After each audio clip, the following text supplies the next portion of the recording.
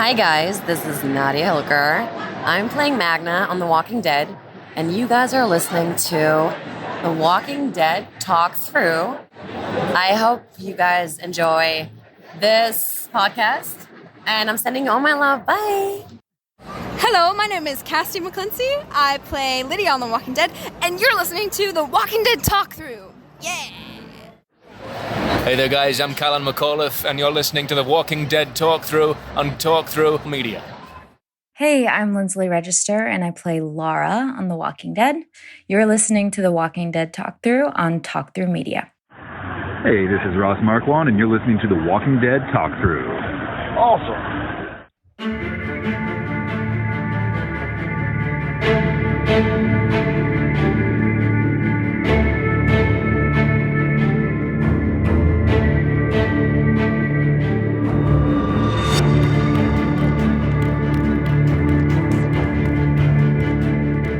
Hey survivors, welcome to episode 131 of The Walking Dead Talk Through. I'm Kyle. And I am the artist formerly known as Brian.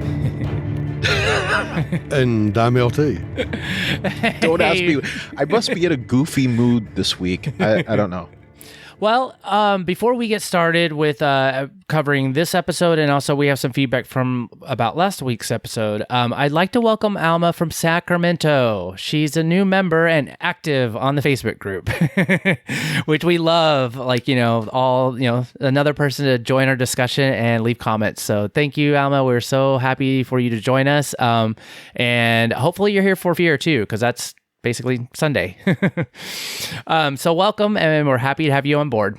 Yeah, we love active people because that's what makes the podcast. It's not just us, right? No, for sure. It's all you as well, and it's like the Renees, the Dietas, the Almas. Now, all of you are just as big a part of this podcast as we are. So, yep. New people. We like new people. Yeah. Awesome. All right. Well, we'll be covering The Walking Dead Season 11, Episode 8, titled For Blood. And we'll also be covering The Walking Dead World Beyond Season 2, Episode 2, titled Foothold. But first, we did get some feedback about the last episode, Promises Broken, and also about, I guess, our comments on the podcast. And it comes from our best and favorite voicemail leaver, Renee. Hi, guys. This is Renee from Atlanta, and I'm calling about the Walking Dead podcast. I just wanted to touch on some things because I just listened to you guys yesterday while I was in the gym. And, of course, my main theme is Negan. LT, you are absolutely correct. You are entitled to your opinion. You are definitely correct about that. But we're entitled to our opinion as well, me and Dieta. And she and I seem to feel the same way when it comes to Negan and Maggie. I don't like that they would even act like they're playing, act as if they're insinuating or wanting you to think that it could possibly be something between them. Because to me, that's very disrespectful. Because this man killed her husband in cold blood, like bashed him in the head for no reason, no apparent reason, just because they would not bow down to him. Negan, to me, the things that the things that he has done, you cannot come back from, to me. I mean, I'm a Christian, so I do believe that everybody deserves a second chance if they repent and if they are remorseful. Negan clearly is not remorseful. Negan sat up there and told Maggie that if he had the chance to do it again, which I thought he was going to apologize. And when I thought he was going to apologize, I was like, okay, here it goes. Maybe I can look at him in a different light. But instead, he turned around and he said if he could do it all over again, he would kill everyone. How does he think that made her feel? I don't care about you guys or anyone else saying, well, this is Negan. I want Negan to be himself. This is Negan being himself. If he would have did anything else, then he wouldn't have been himself. I don't want Negan to be himself. If Negan expects some type of forgiveness or understanding, he can't be himself because Negan was and is a dick. Always has been. He is a dictator. Negan only cares about himself. It's very clear because Negan wanted to leave everyone. Had it not been for Maggie, they would have been gone because Negan only cares about himself. The things that Negan did was was unbelievable. I mean, burn Daryl Faye, what's his name? Face, I can't think of his name right now. Dwight. Threw the doctor in the fire, had a harem of women. That's enough. I'm a woman. So to me, that is total. No. Now, again, if he's remorseful, but clearly he's not remorseful. And I think it's very disrespectful for them to even play with him and him and Maggie acting like they're shipping like they're looking at each other, some type of attraction. And then for him to call her by her last name or nickname or whatever, I did not like that. And I don't like that they're even playing with that, because to me it's disrespectful to Glenn, and I just do not like it. Okay, just wanted to finish my point. And with Rick, it's no Negan trying to compare the things that he did against what Maggie and Alexander and Rick and the team did. It's no comparison to me. It's no comparison. You cannot compare them to what Rick and the rest of our people did. They did it to survive. They did it to help other people, not because they wanted to be called I am Rick or I am Michonne or I am Maggie. Negan did it because he's a dictator, and all he wanted, and if he had a chance to do that, be a dictator again, Negan would. I don't see any, it's no redemption for Negan. Negan just does not care, and I just do not like that. And I know I'm getting too caught up because it is just a freaking show, but I guess out here on so many podcasts, or just people in general talking about Negan, and what Negan, he redeemed himself and he's no different than Rick. I don't agree with that. And I listen to Podcastica with Jason and Lucy. Now, Jason, to me, Brian, you brought that up. He did an awesome job breaking it down with all the things that Negan did. He did an awesome job to me. And Negan again, I'm a Christian, so I do believe in redemption, but only if you are remorseful, only if you repent. I don't see where Negan is trying to repent. And I do not appreciate the fact that he tried to compare himself with the things that Rick and Maggie and the rest of our team did. When they went to, I can't even, because I'm getting all upset. And I know it's just a show. And they went to the place, and they killed all the Negan team. It was because Negan had killed the 16-year-old, and because Negan was taking the food, half of the people food. Negan, not because he needed it, just because. I mean, Negan, he needed to die, him and the saviors that followed him.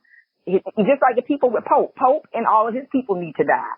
Pope, I'm glad he's dead, and all of his people need to die that follow him. If you follow fools like that just kill people for no reason, you need to die because you have some issues. And that means that because Pope is dead, that's just like Leah. Now she wants to use that thing to kill Daryl and all of them. Daryl explained to you that's his family. They're trying to survive just like you guys. You guys came and took their food. All they do is all they want is their food back.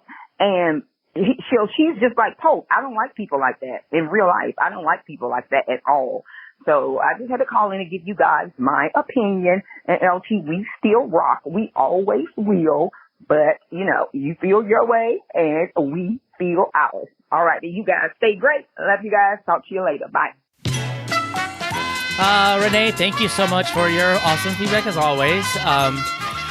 I would have to say, well, you don't like Negan. Yes.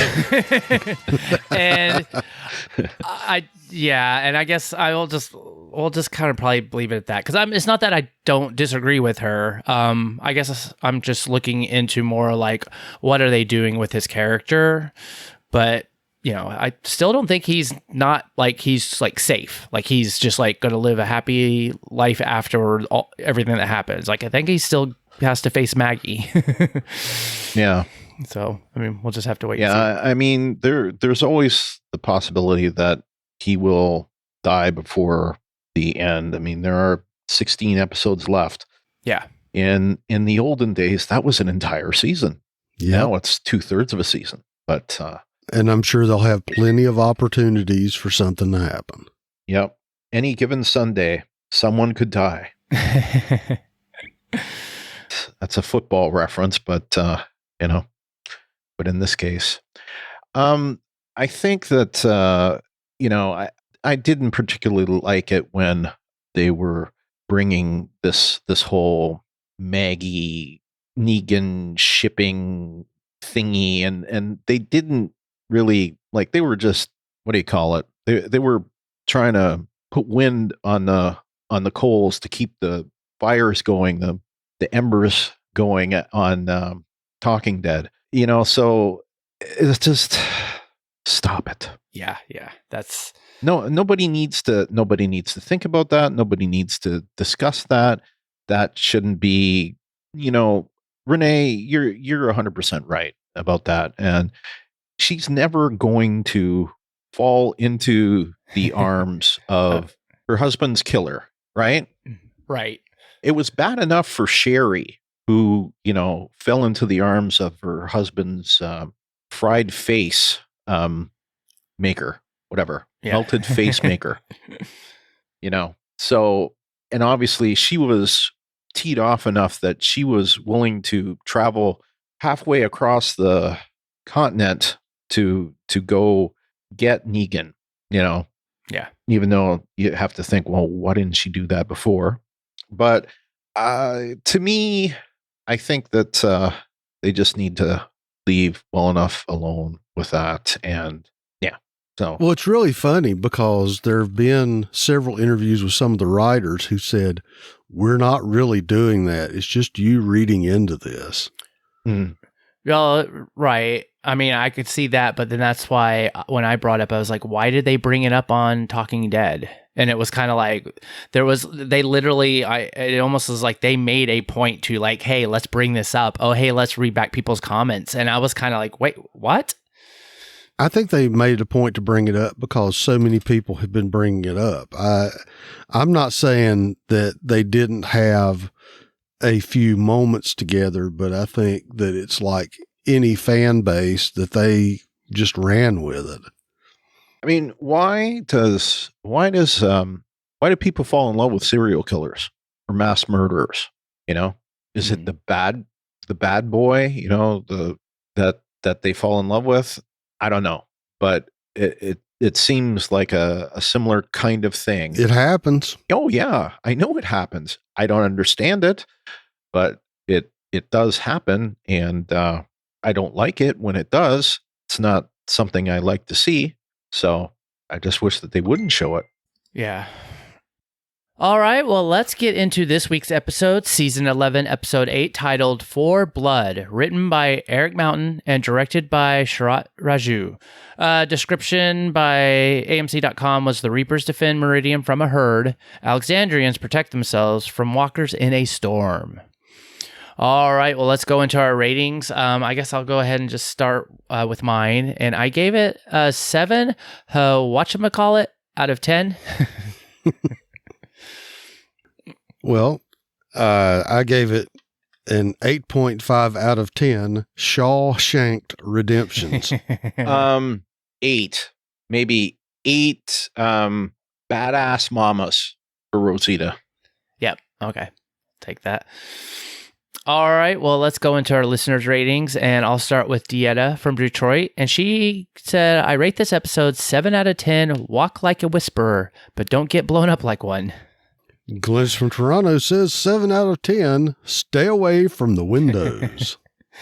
Clint from Indianapolis says, I give the episode a solid 7.9 exploding walkers out of 10.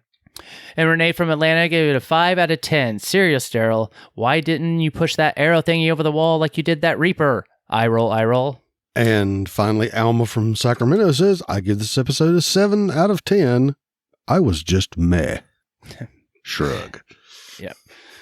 All right. Well, thank you, listeners. And let's go into our awesome sauce. All right, we'll start with our listeners' awesome sauce, and the first one will start again with Dieta from Detroit, and she said, Rosita taking on the door jam walkers by herself. Okay, Glennis from Toronto says, Judas' quick reaction to save Gracie with disarming that walker. Wink. Rosita's multi-walker kills reminds me of when Rick Grimes went out and started killing all those walkers after Carl had lost his eye in The Walking Dead Season 6, Episode 9, No Way Out. Yep. Oh, yeah. Yeah. Renee from Atlanta. She says Rosita took them walkers out like she was Michonne or Carol. And that is a hug, and a hug. We have another badass female walker killer. Strong arm and strong arm. Judith is so much like her parents that it's unbelievable. Rick and Michonne did a wonderful job raising her. Indeed, they did. Yep, agree. Maggie, strong arm emoji, another badass female. She can hotwire a car, and she's an excellent driver. All right, Alma from Sacramento, she gave her awesome as the end of the first scene where the Reaper dude gets shanked by whispering Negan and Maggie. And crazy face emoji. And Rosita the Walker killing pimp, strong arm emoji. Yes. Yeah, that one scene was definitely one of my favorites. Let's get into our awesome sauce then. All right, LT, what do you got? Well, since they already mentioned that was one of my awesome sauces. The poor guy who volunteered to lead the herd off and then realized he was in the midst of them. And then he got done just like Jesus did the first time we saw the Whisperers. Yeah. Oh, yeah. That he's like whacking walkers, and then all of a sudden it was like, duck, duck, stab, stab. I really thought it was awesome when Father Gabriel found that scoped rifle and was up there shooting and hitting things. They actually interviewed Seth Gilliam, and he was really funny because he said, yeah, this sort of makes up for the time during the Savior War when Negan was standing in front of me and I was firing away at him and didn't hit him. And I was thinking, yeah, you're shooting at him like George Papard in an A-Team episode. But this time you get to see him putting that one good eye to work with the scope and just taking care of business. I also really thought it was cool that, they led the walkers up, they let the guy draw them off, and then they came back. And even though they were walking them through the minefield, they still managed to get them up to the walls. So then in combination of when Maggie took the gate out, they were still able to get a fairly large number of walkers inside the compound. And at that point too, it was also pretty slick, the fact that, was it Elijah that got hit by some fragments and they scooped him up and kept him going so he wouldn't attract attention from the walkers, and they still managed to keep on shambling. Yeah, I wasn't sure who that necessarily was. I think it was Negan. I thought it was Negan, but I wasn't sure if that was Elijah or not. Well, Elijah's the one that got hit, but I think it was Negan that held him up. Oh, yeah. Yeah. But, that was still excellent strategy. Even though they figured out they had landmines, that they still managed to walk the walkers through them and set them off. Yeah. Mm-hmm. Yeah. So like I said, that was really some of the high points of the episode that I really enjoyed. Yep. Brian, what do you got? Well, I guess to piggyback on what you just said, I guess that you could say that, I guess who was around for the Whispers? Was it just Negan and Gabriel in that group? Yeah, of that crew, I think they were the only ones. Yeah. So between Negan kind of being there, kind of learning the tricks of the trade, and Gabriel maybe being there from the outside looking in, they certainly did kind of learn everything that they needed to learn on how to manipulate walkers to, do their bidding. They had that whole weird thing they did that I honestly forgot about when the Whisperers first showed up. How the zombies were all like kind of behaving in a weird pattern. Mm-hmm. And it was only when like Pope and I think Leah noticed it and they asked Daryl, and he's like, yeah, we've seen this before. And it's like, oh yeah, you have seen this before, haven't you? Mm-hmm. That I realized, oh yeah, that's something that they did.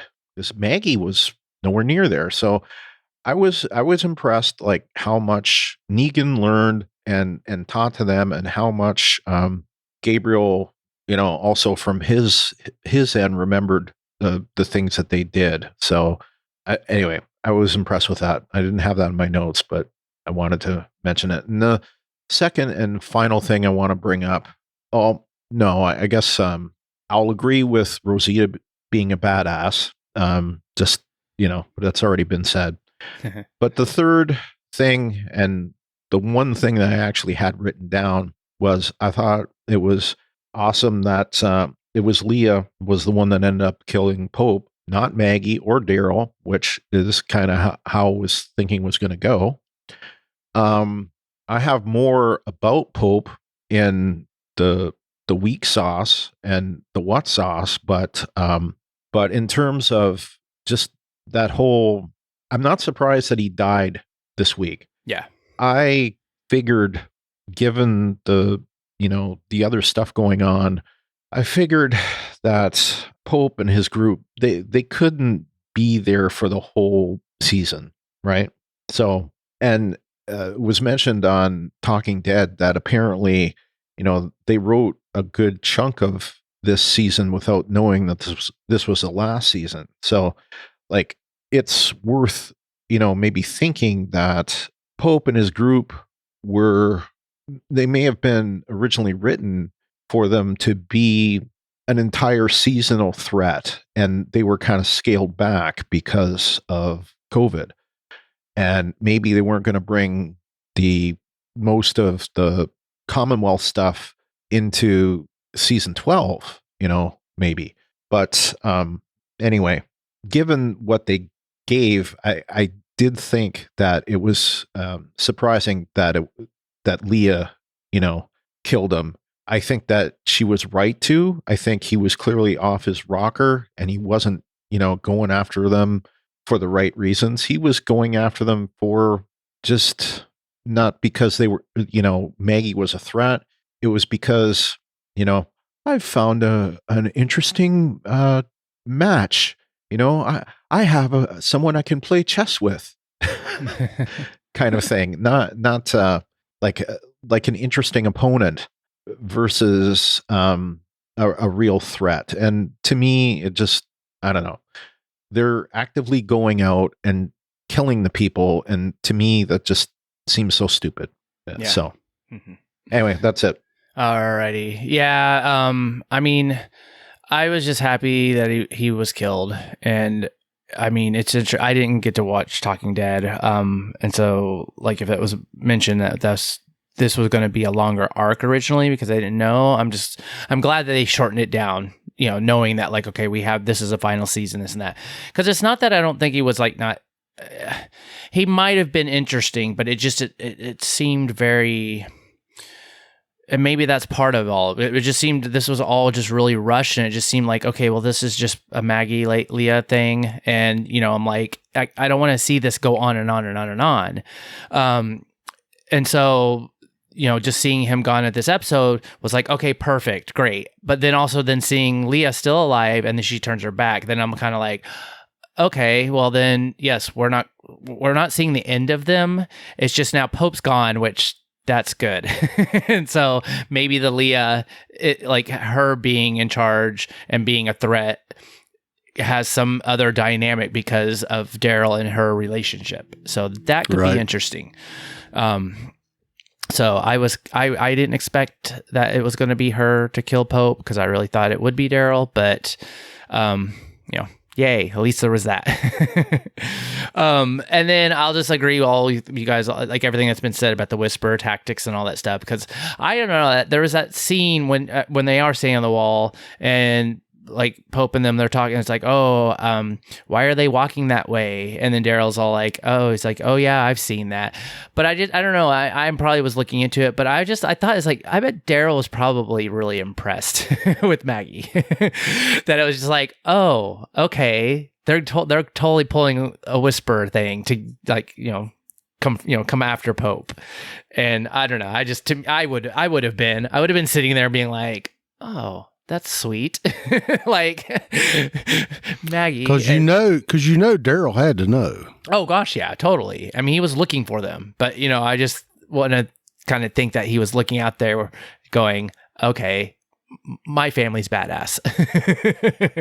Most certainly new. I mean, Yeah. Well, it's the whole thing of I'm waiting for the signal, and I think that's the signal. yeah. Yep. All right. Well, that was pretty much all I had. So let's go into our weak sauce. You're worthless and weak. Dieta from Detroit says the whole let's hide in the one house that doesn't have a good supported door. Come on now, if Rosita just killed the walkers around the door, but now they have to hold the door shut from the other walkers, where did they come from? Yeah, suspension of disbelief. I'm still trying to figure out, like, is that the only house that's still standing? Yeah, that's how they're making it seem, you know? Yeah. And like, I'm still thinking, I can't get it out of my head. Jerry, in that one episode where he's peeing and he's like looking out the door, and it's like, where exactly are you peeing? Yeah, I don't know if it's just, I don't know if it was a window or where exactly he was, but I mean, my whole thing was not that I like, the storm and like, oh, they're in trouble and like, oh, the walls are falling, like whatever, there's stuff that's happening and they're just hiding in this house. But I mean, I don't know, as much as they've been through. And I mean, I know that they've been dealing with like looking for food, but they were looking for tools because they were trying to rebuild the walls. Why isn't this not already kind of a plan of theirs to be like, oh yeah, here's a house. Like we should reinforce our doors. The windows should be like, boarded up or something. Cause it's not like that walkers don't break in like every other week. All right. And so it just seemed very kind of odd that like this door was rotted out and then yet no one thought about that, because it's like, oh, that should be fixed, because it's like been attacked by the wolves, they've been attacked by the whisperers, they've been attacked by walkers breaking through the walls. It just seems like you would have fortified your position. Well, and think about it like this. There are 2 or 3 houses that we've seen that have a brick first floor. I mean, I think the apartment that Daryl was living in Alexandria had a brick first floor. The building that had the cell underneath where they kept Negan had a brick first floor. Mm-hmm. Pick a better building, guys. That was kind of my point. It's like, you've got other houses. Go bunker up somewhere else. Why are they not making walls made of concrete or stone or, something that's not going to get knocked over? Yeah. Or even if you're not even near the army base, there are plenty of plants and factories that have those big wire cages. Make them into like HESCO walls, like the military makes bases with. They're basically just big wire cages full of dirt. Well, plus they used to have those, I think we first saw them in Clear that Morgan built, where he had these areas where there were these contraptions that were just these big spears, and their sole purpose was to catch walkers. The walkers would go by, the walkers would get stuck. Eventually, they'd get stuck. They wouldn't be able to move. You'd come by, poke them in the head, clear them off, and then the spear is ready for the next one. Just, I don't know. They just haven't had time, I guess. I don't know. Well, and sort of along those lines, the classic field engineering thing is a chevaux de frise, which is, you've always seen the logs that have like the X's, the smaller logs pushed through them, so they're X's. Yeah. So you basically have the log you can just set across the road. Yes, that, and hopefully my French is close enough, but that's a chevaux de frise. You know what you reminded me of when you said that? You reminded me of that very small tree that was laying across the road in fear that they couldn't get past. I will always have fond memories of my very small tree across the road. that was your first episode, wasn't it? I think it was. It was close. Yeah. But just like you're saying, there are ways you could make effective barricades that didn't take long to build of things other than tin roof and telephone poles. Yeah. Well, it seems to me that, if I were, the leader of a community, I wouldn't have a wall. I'd have 5 walls. And there'd be multiple layers of strength, and it would take a lot for the walkers to get through. And like the prison, they had that in the prison. Yeah. They had two side or 2 layers of fences. Yeah, and if they got through one level, you just clear off you'd block off the next level. So give you lots of time. Yep. Anyway. Or dig a ditch. Dig a ditch.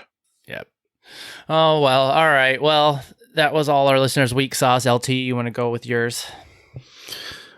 Well, my biggest one was, okay, so you brought this new guy into your group and you keep wondering where his loyalty is.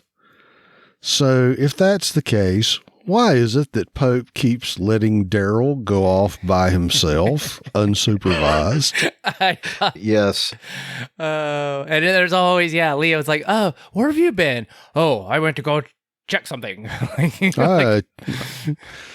I was checking the wall, totally not where the guy just fell off and is now leaving the... Hey, somebody needs to go over there. Oh, I'll go.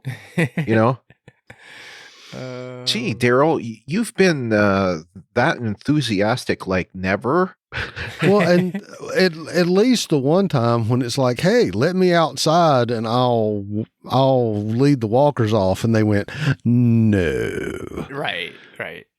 Because if he was outside, he could run away, I think is the thought. But yeah, for somebody you're kind of questioning, and even Leah, you sort of suspect that she's questioning his loyalty just by some of the looks she was giving him. But yet you let him go trotting off by himself to pop locks and throw guards over the wall and all these other things. So this is not the best decision processing tree in the world there, kids. Yeah, the whole Pope, Leah, and Daryl thing was kind of very loose, because it was like Pope is kind of leader, yet Leah somehow has some... Well, he's the Pope. Well, he is the Pope, yeah. But then Leah always was able to kind of push against him, and yet that seemed to not be really a problem. But then Daryl is like this total variable that Pope would have been like if he has this puzzle to solve with Maggie, then why wouldn't Daryl be the same way? So yeah, I don't know. The whole thing, it just seemed like Pope would have been like, no, I don't trust him. Get rid of him. Or, not you, Leah, but one of the other guys, you follow him around and blah, blah, blah. So yeah, that just made it too convenient. I don't know. Mm-hmm. Well, I'll go into mine. It was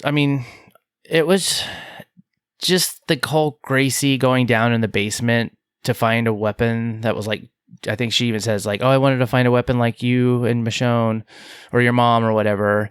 And because it was okay, the walkers are everybody's running off. They're going upstairs to, go, find more, get more shelter because they know the walkers are coming through the door. And it was just really, I don't know. To me, it was just stupid and weak, and it was unnecessary, but they had to do it so that, they could be down in the basement, and then, Judith could be in trouble and or something. I don't know. It was just silly.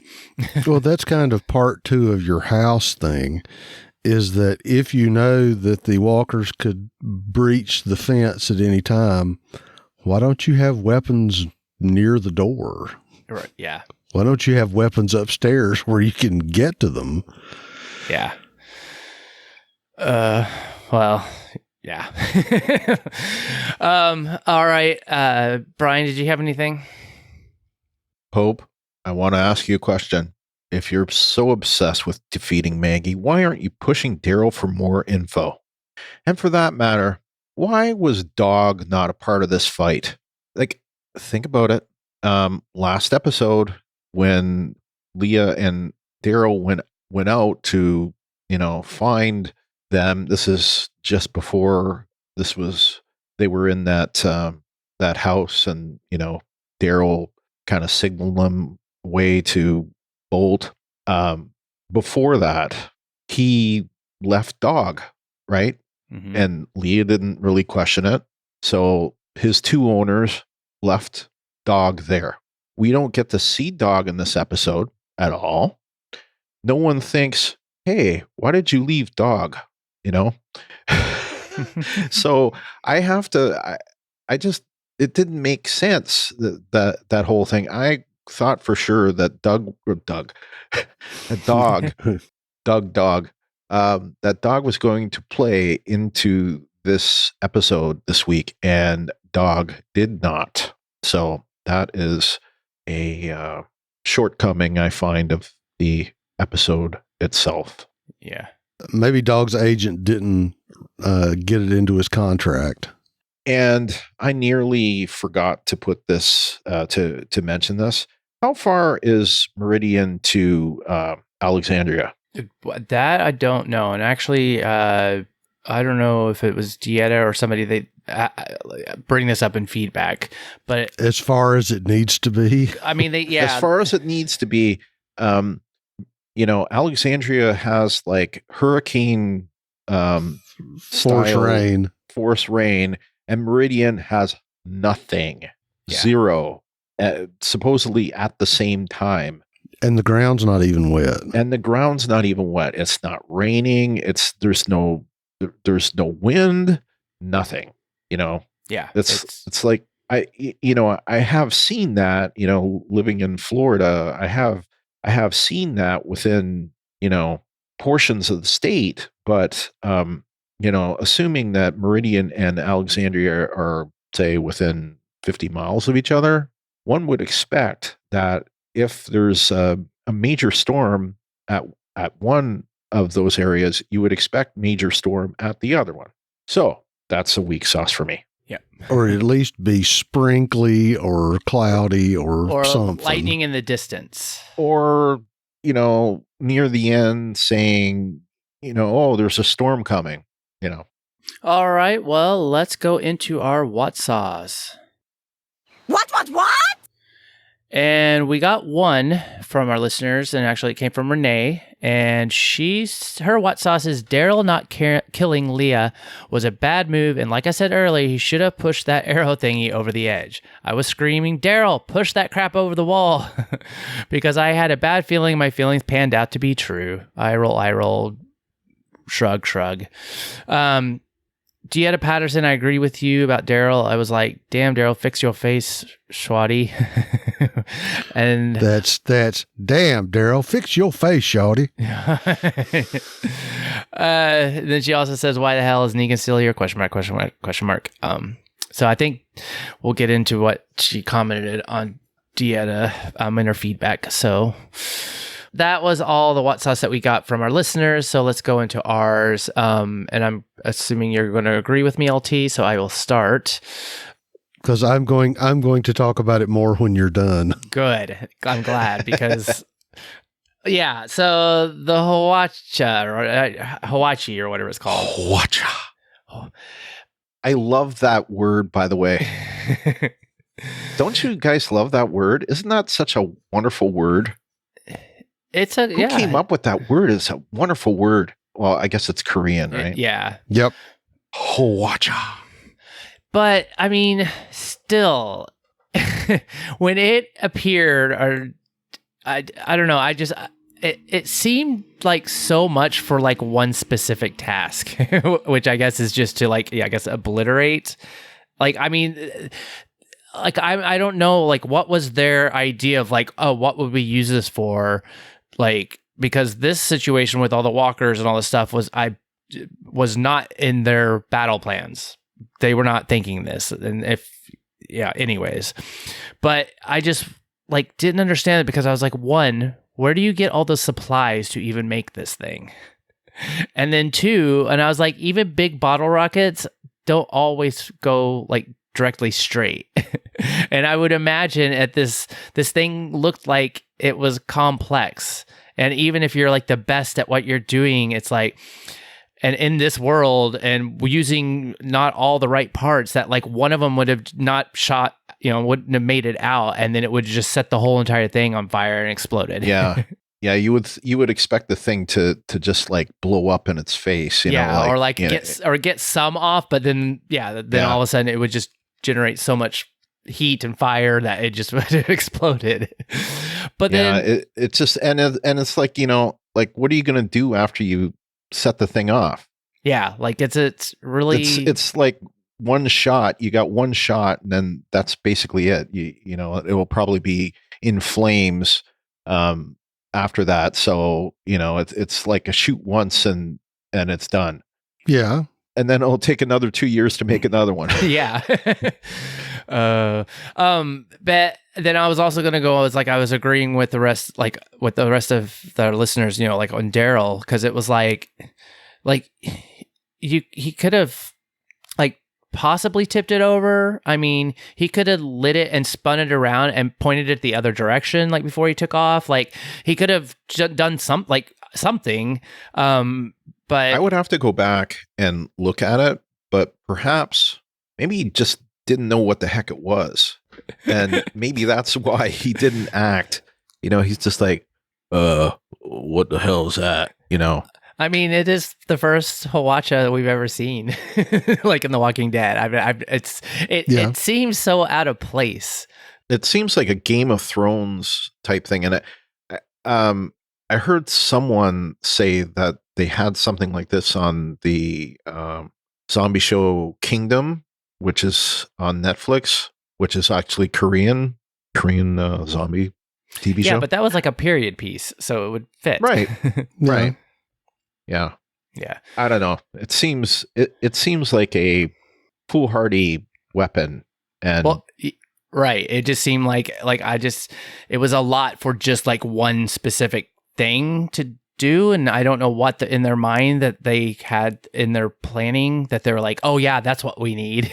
Like this is the perfect thing to answer like our enemies coming after us at the gate. Like how fast does a bottle rocket travel? Well, that's some of the logistics of this is what I was going to get into. So. Yeah. Well, I'll let you go on it. I mean, I didn't really have much else to say other than just basically it was like they might as well just pulled out big cannons and yelled "arg," like fire in the hole, because it made no sense. Well, and we may find in February exactly how little this makes sense. Right. Right. Well, they did. I want to say it was on World's Greatest Warriors. There was some show that they talked about this, that the Chinese had something back, in say the 1300s or 1400s that they called like a nest of bees. And it was the same sort of thing. It was a rocket propelled arrow launcher. And the problem with this thing is the reason it never really caught on is some of the things you're talking about. It's hard to reload because you're shooting the arrow through, basically a hole in the board. That's sort of your thing about that. Will it get caught? Will it launch? The biggest thing is it's an area attack weapon. It's not a point attack weapon like a bow or a ballista or some type of crossbow. That the way you're supposed to use it is to shoot it at somebody at a distance. So the rocket basically propels the arrow up into the air, and then the inertia of the weight and gravity will add more velocity as the arrow comes back down. So the fact that it's rocket propelled is not to make the arrow go really, really fast. It's to give the arrow its initial launch up and over. And the big thing is that the people underneath the wall, I don't know if the arrows are going to be going that fast to really do a lot of damage. Of course, it's a TV show, so I'm sure that there will be lots of people getting poked with them. But yeah, that's sort of the point, that this is a, like a long range rocket propelled volley of arrows, so that instead of having, 50 or 60 archers shooting at a point or an area target, you've got this one thing. And as far as building it, I mean, it wouldn't be any harder than building arrows. And, black powder, you can make black powder from stuff you can dig up if you can actually have a cave to get the saltpeter. Because, it's just saltpeter, sulfur, and charcoal. So you could make black powder. The casings for the motor would probably be a little more difficult. But, yeah, I don't see that shooting it down off the roof is going to be that effective unless you had really, really good rockets. And even then, from this shit, like I said, it was kind of like a Mythbusters type show, that the guys built it and actually used it to see if it would work. Because some of these things are also in the realm of Leonardo da Vinci's sketchbook. That, Da Vinci had a lot of good ideas, but some of them were impractical with the materials that they had. So, it's back to realistic LTs going, I don't know. It's a cool effect. The other part of it is supposed to be like fire arrows, that the whole thing that's so psychologically disturbing about getting shot with an arrow is the fact that your eye perceives the movement, but it's fast enough that you can't get out of the way. And the whole idea of flaming arrows is supposed to, strike fear into the hearts of your enemy, so they're, frightened and demoralized by these flaming bolts of death that are coming screaming over your castle wall at them. But I'm kind of going, they're walkers. Walkers can't be scared. They're pretty much just unless going they're to whisperers. Unless they're whisperers. Yes, Brian, I know. But it's kind of like the whole thing with the bugs in Starship Troopers. The bugs just keep coming because they don't get scared. They're just one big, huge, semi-brainless herd. Yeah. So, cool special effect, not a bad idea, just probably not the most practical idea in the world. If it had been me, you've got enough old broken down cards there, you've got the raw materials, you build some ballistas. Take that leaf spring out of that old Toyota and make you a nice big siege crossbow to shoot some curtain rod sized bolts out of. And to me, that would be far more effective than just having our fusillade of semi-effective rocket arrows. Something that would be reusable. Because to me, this is a fire once and forget it. Yeah. Well, and like I said, if you took the time to build 50 more bottle rockets and arrows, you could reload it. It would take a while. Yeah. Yeah. So it is reloadable, just not at a speed that's practicable. Right. It's, a rocket is, in theory, reusable. However, it's not going to land back on the earth and you get to use it 5 minutes later. It takes some time for it to for you to reuse it again. And it's the same thing with this kind of, okay, my example's not that great, but the point being is that, I don't know, we've never had a Hawacha. That would be kind of cool to build. Yeah. That's what it seems to be sometimes. And I think what the premise, and I think it was what even Pope even said, was just like, this thing was supposed to be basically like a weapon of mass destruction. And so it would just like obliterate anything that it was going to hit. And then he was like, and then we'll clean up after the fact. But I still don't see how that would actually do that. Yeah. So it seemed to me, like what like LT was talking about, like these, the cars and like with the like making them make big giant bow and arrows with like huge like curtain rod things, like would be scary. And like if the Hawachas could like upon impact blow stuff up, then I could see it, because there might be some collateral damage that you would get. But for all I know, the Hawacha is essentially just effectively an arrow.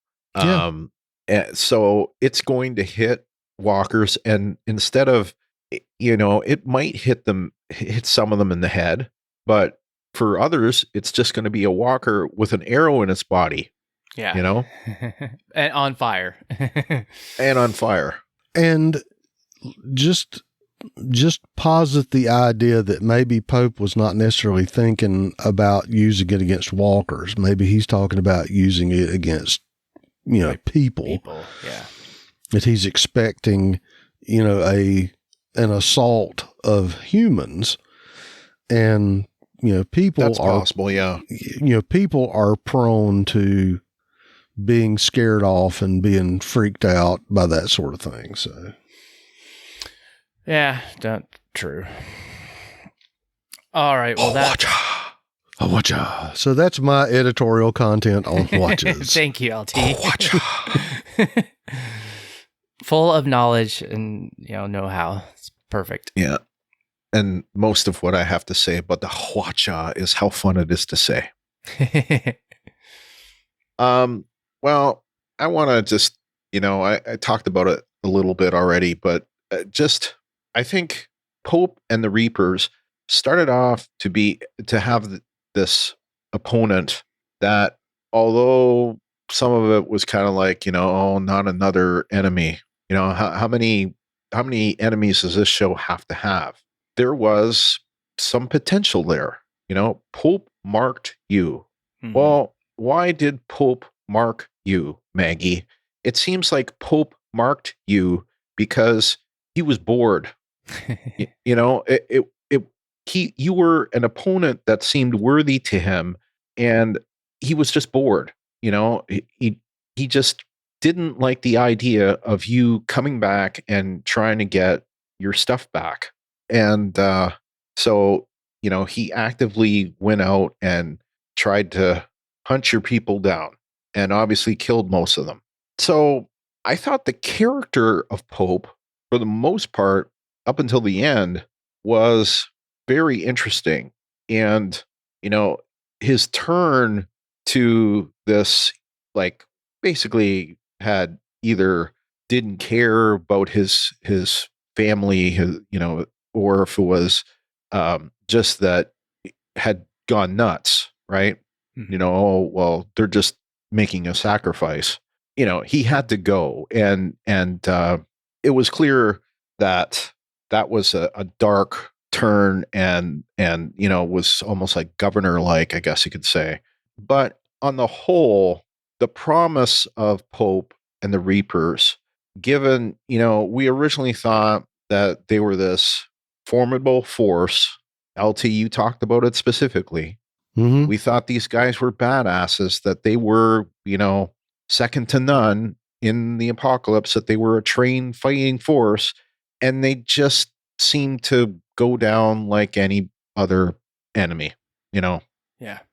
So that's where I'm just very disappointed in the Reapers and the whole storyline. And I know Renee and Dieta and a lot of people have been kind of like, ho hum on the Reapers, and I had hoped that the story there was gonna be more to it, and it just wasn't enough to it. So I thought Richie Coster was really good in the role, although there were times upon reflection that it felt like his accent would go in and out. I could hear his English accent sometimes. Originally, I didn't hear it at all, and then it seemed like whenever he would start yelling, I'd be like, "Oh, I hear an accent there." We used to, but I used to occasionally hear that in Rick Grimes too. You'd like whenever Rick would start yelling, you could start hearing an English accent on him until maybe the end of season 2, and then he that was pretty much gone. Yeah. But anyway, Pope and the Reapers aren't done, but I expect them to be done by the end of the next episode, and we'll probably see Leah die, or the unthinkable Leah, ends up with Daryl. I just don't see that happening. No. Yeah. No. Or Gabriel recruits the priest. No. I'm kidding. I think we're going to have our big cloak on cloak showdown. Yes. Yeah. Yep. Yeah. So anyway, kidding aside, I think the end of the Reapers will be in February when we next see The Walking Dead. So that's what I say. What sauce abound. Well, and I guess the final thing, since you said something about it, I think that it was a lot of wasted potential. I think they could have done a lot with it. Yep. Wasted potential is exactly what I would say. Wasted potential.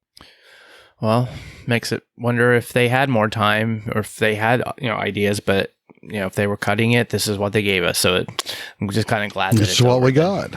Yep. We'll have to take it. It also just worth saying how much of the story got affected by COVID too. Mm-hmm. Yeah. That could have been something to do with it. Yeah, I think this is going to be more. I want to go on a limb and say it was less COVID and more. Oh, by the way, this is all the episodes we have left. And you have to do something with it. So how many more plot complications got left on the cutting room floor, so to speak? In the hole where they thought they were going to have, like, say 2 seasons, they didn't lose that many episodes. They got 24 instead of 16, so they're +8, and then they got 6 instead of 0. So essentially, they only lost 2 episodes. But those 6 episodes, or at least most of those 6 episodes, were telling stories that they weren't intending to tell. Yeah. Right? I mean, I could see maybe them telling the Pope story, but the rest of them, I don't think they were intending to tell those stories. So essentially, if you take that one out, there were 5 episodes that they didn't get to tell. And maybe in some ways, the 5 episodes that we got are 5 episodes that maybe they were thinking of telling in one of the news items that we have coming up. Mm-hmm. So, all righty. That's all I have to say. All right. Well, let's go into our sad and awe sauce. And we actually surprisingly got just one from Renee from Atlanta. And she says, Daryl looking all pitiful when he thought our people were going to get killed by the arrow thingy. And when Leah said she wasn't going with him. Sad face, sad face.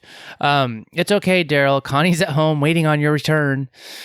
I was not happy when Aaron kissed Gracie bye and he didn't kiss Judith. I know that's not her father, but with both of her parents not being there, they all need to be hugging her and RJ.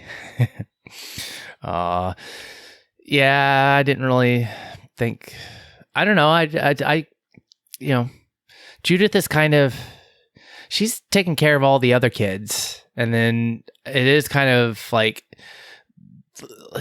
we know that she's pretty capable, so it's kind of like she could still go with like Carol and Aaron and them when they were out there, taking care of, the walls and stuff like that. But I mean, it's that would be a risk, obviously. But I mean, since there are kids, and also I noticed there are many more babies. They ran like a whole school full all the way up that stairway. I was like, oh my gosh, how many kids did they like create? They're all Jerry. Jerry. He's just been. That's all Jerry's kids. Jerry's kids. I just no, yeah. Jerry's children. Oh my goodness, no! Don't go there, Brian. Oh God. Anyways, yeah. Thanks, sorry if that was insensitive to anyone. I wasn't trying to be. Oh, God. Oh, anyways, so yeah, I guess that's really all I had to like comment on that. All right, well, let's go into ours. I didn't really have any. So you want to take it, LT? Yep. We had talked about the scenes with Judith and Gracie. I definitely thought that was, it was cool, but it was also, you could tell there was some sadness and angst there. Also, when Rosita came back in after she had her, pose in the doorway shot, but just, the look in her eye when she saw the kids, you could sort of, I don't know how else to describe it other than it was like just a real maternal sort of look. Mm. And I kind of got a little broke up over that, just because it's almost like to me that she went all badass, but then came back in, and it's like, it was really stupid of me to take such a big risk, even though it was necessary, because I need to help protect the kids. And that was my kind of feeling on it. It was a great scene, but it was just kind of emotional. Yeah, no, that's a good point, because it's like, she has her kid with Father Gabriel, right? Isn't that who she's with?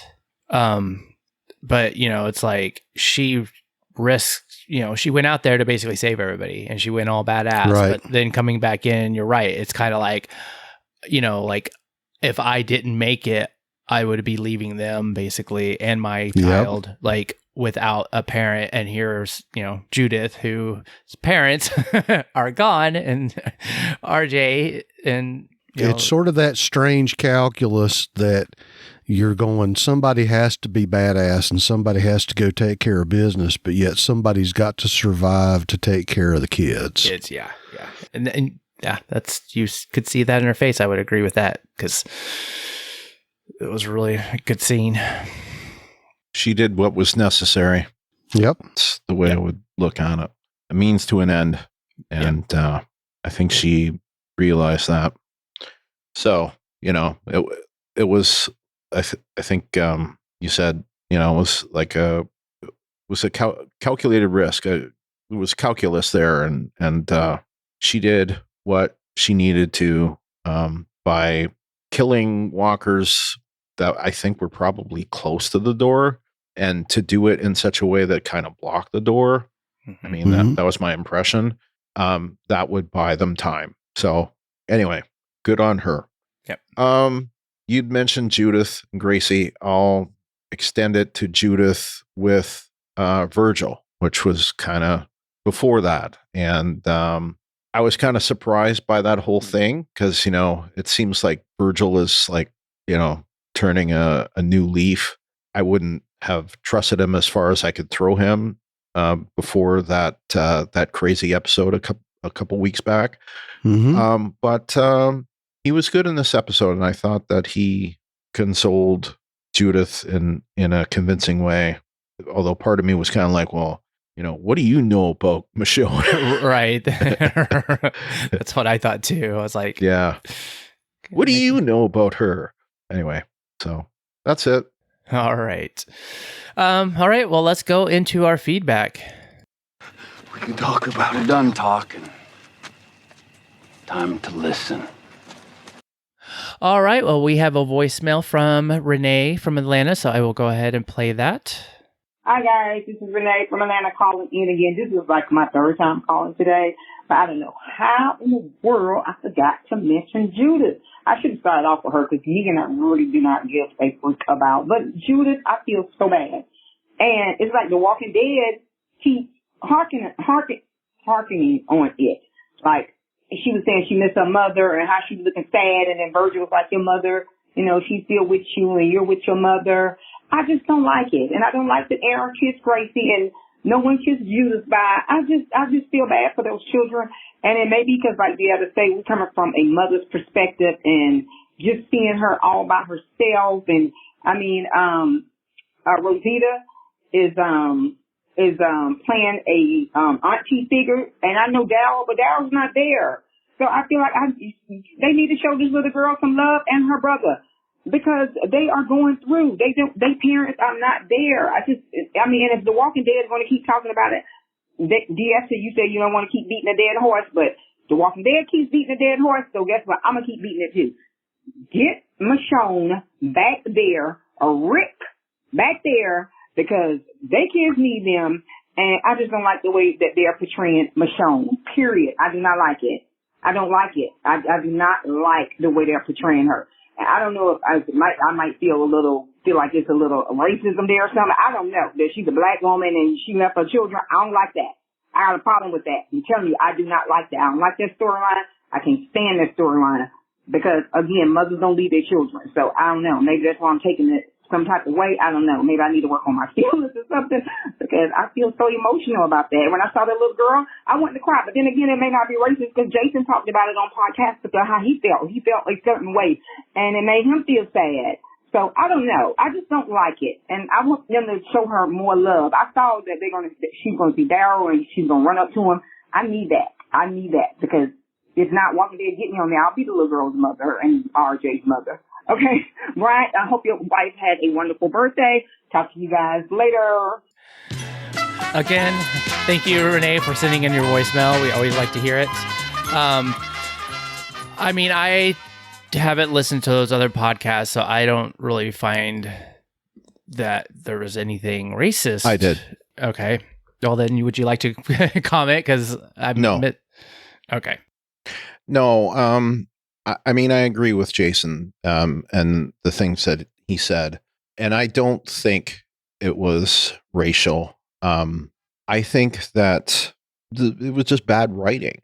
You know, I think that it was bad writing. We've seen bad writing choices happen in this franchise when actors have decided to move on. And they've wanted to keep an option for them to bring them back. And I think it's that, option. Well, we don't want to kill them. We end up with these virtually implausible things that it almost seems more appropriate for those characters to die than it does for them to leave their family like this. And I think Michonne was kind of done dirty, but then again, I think Maggie was also done dirty. Yeah. I don't think that either thing was had anything to do with race. If anything, it had to do with, here this actor is under contract and they have decided to move on, and so we have to kind of come up with a storyline that somehow explains them leaving the show when we weren't expecting to.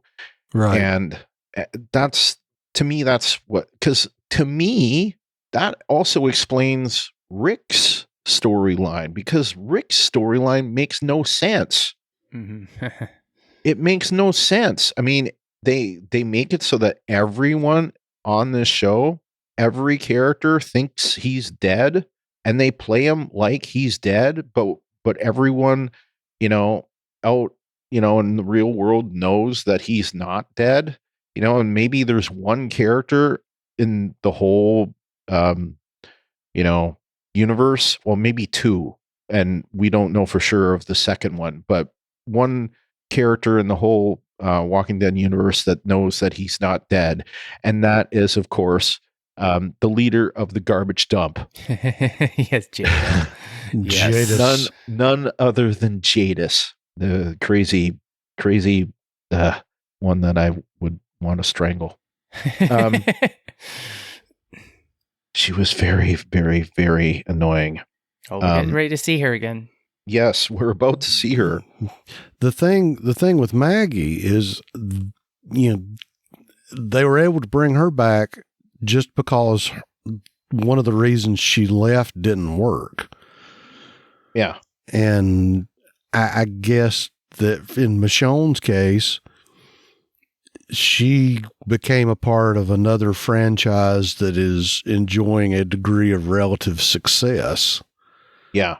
I think that she joined on for Black Panther in a small part, and Black Panther did way better than they ever expected. And, they probably signed her to much bigger contract. And as a result, she's a part of it. And that's what I think happened in this case.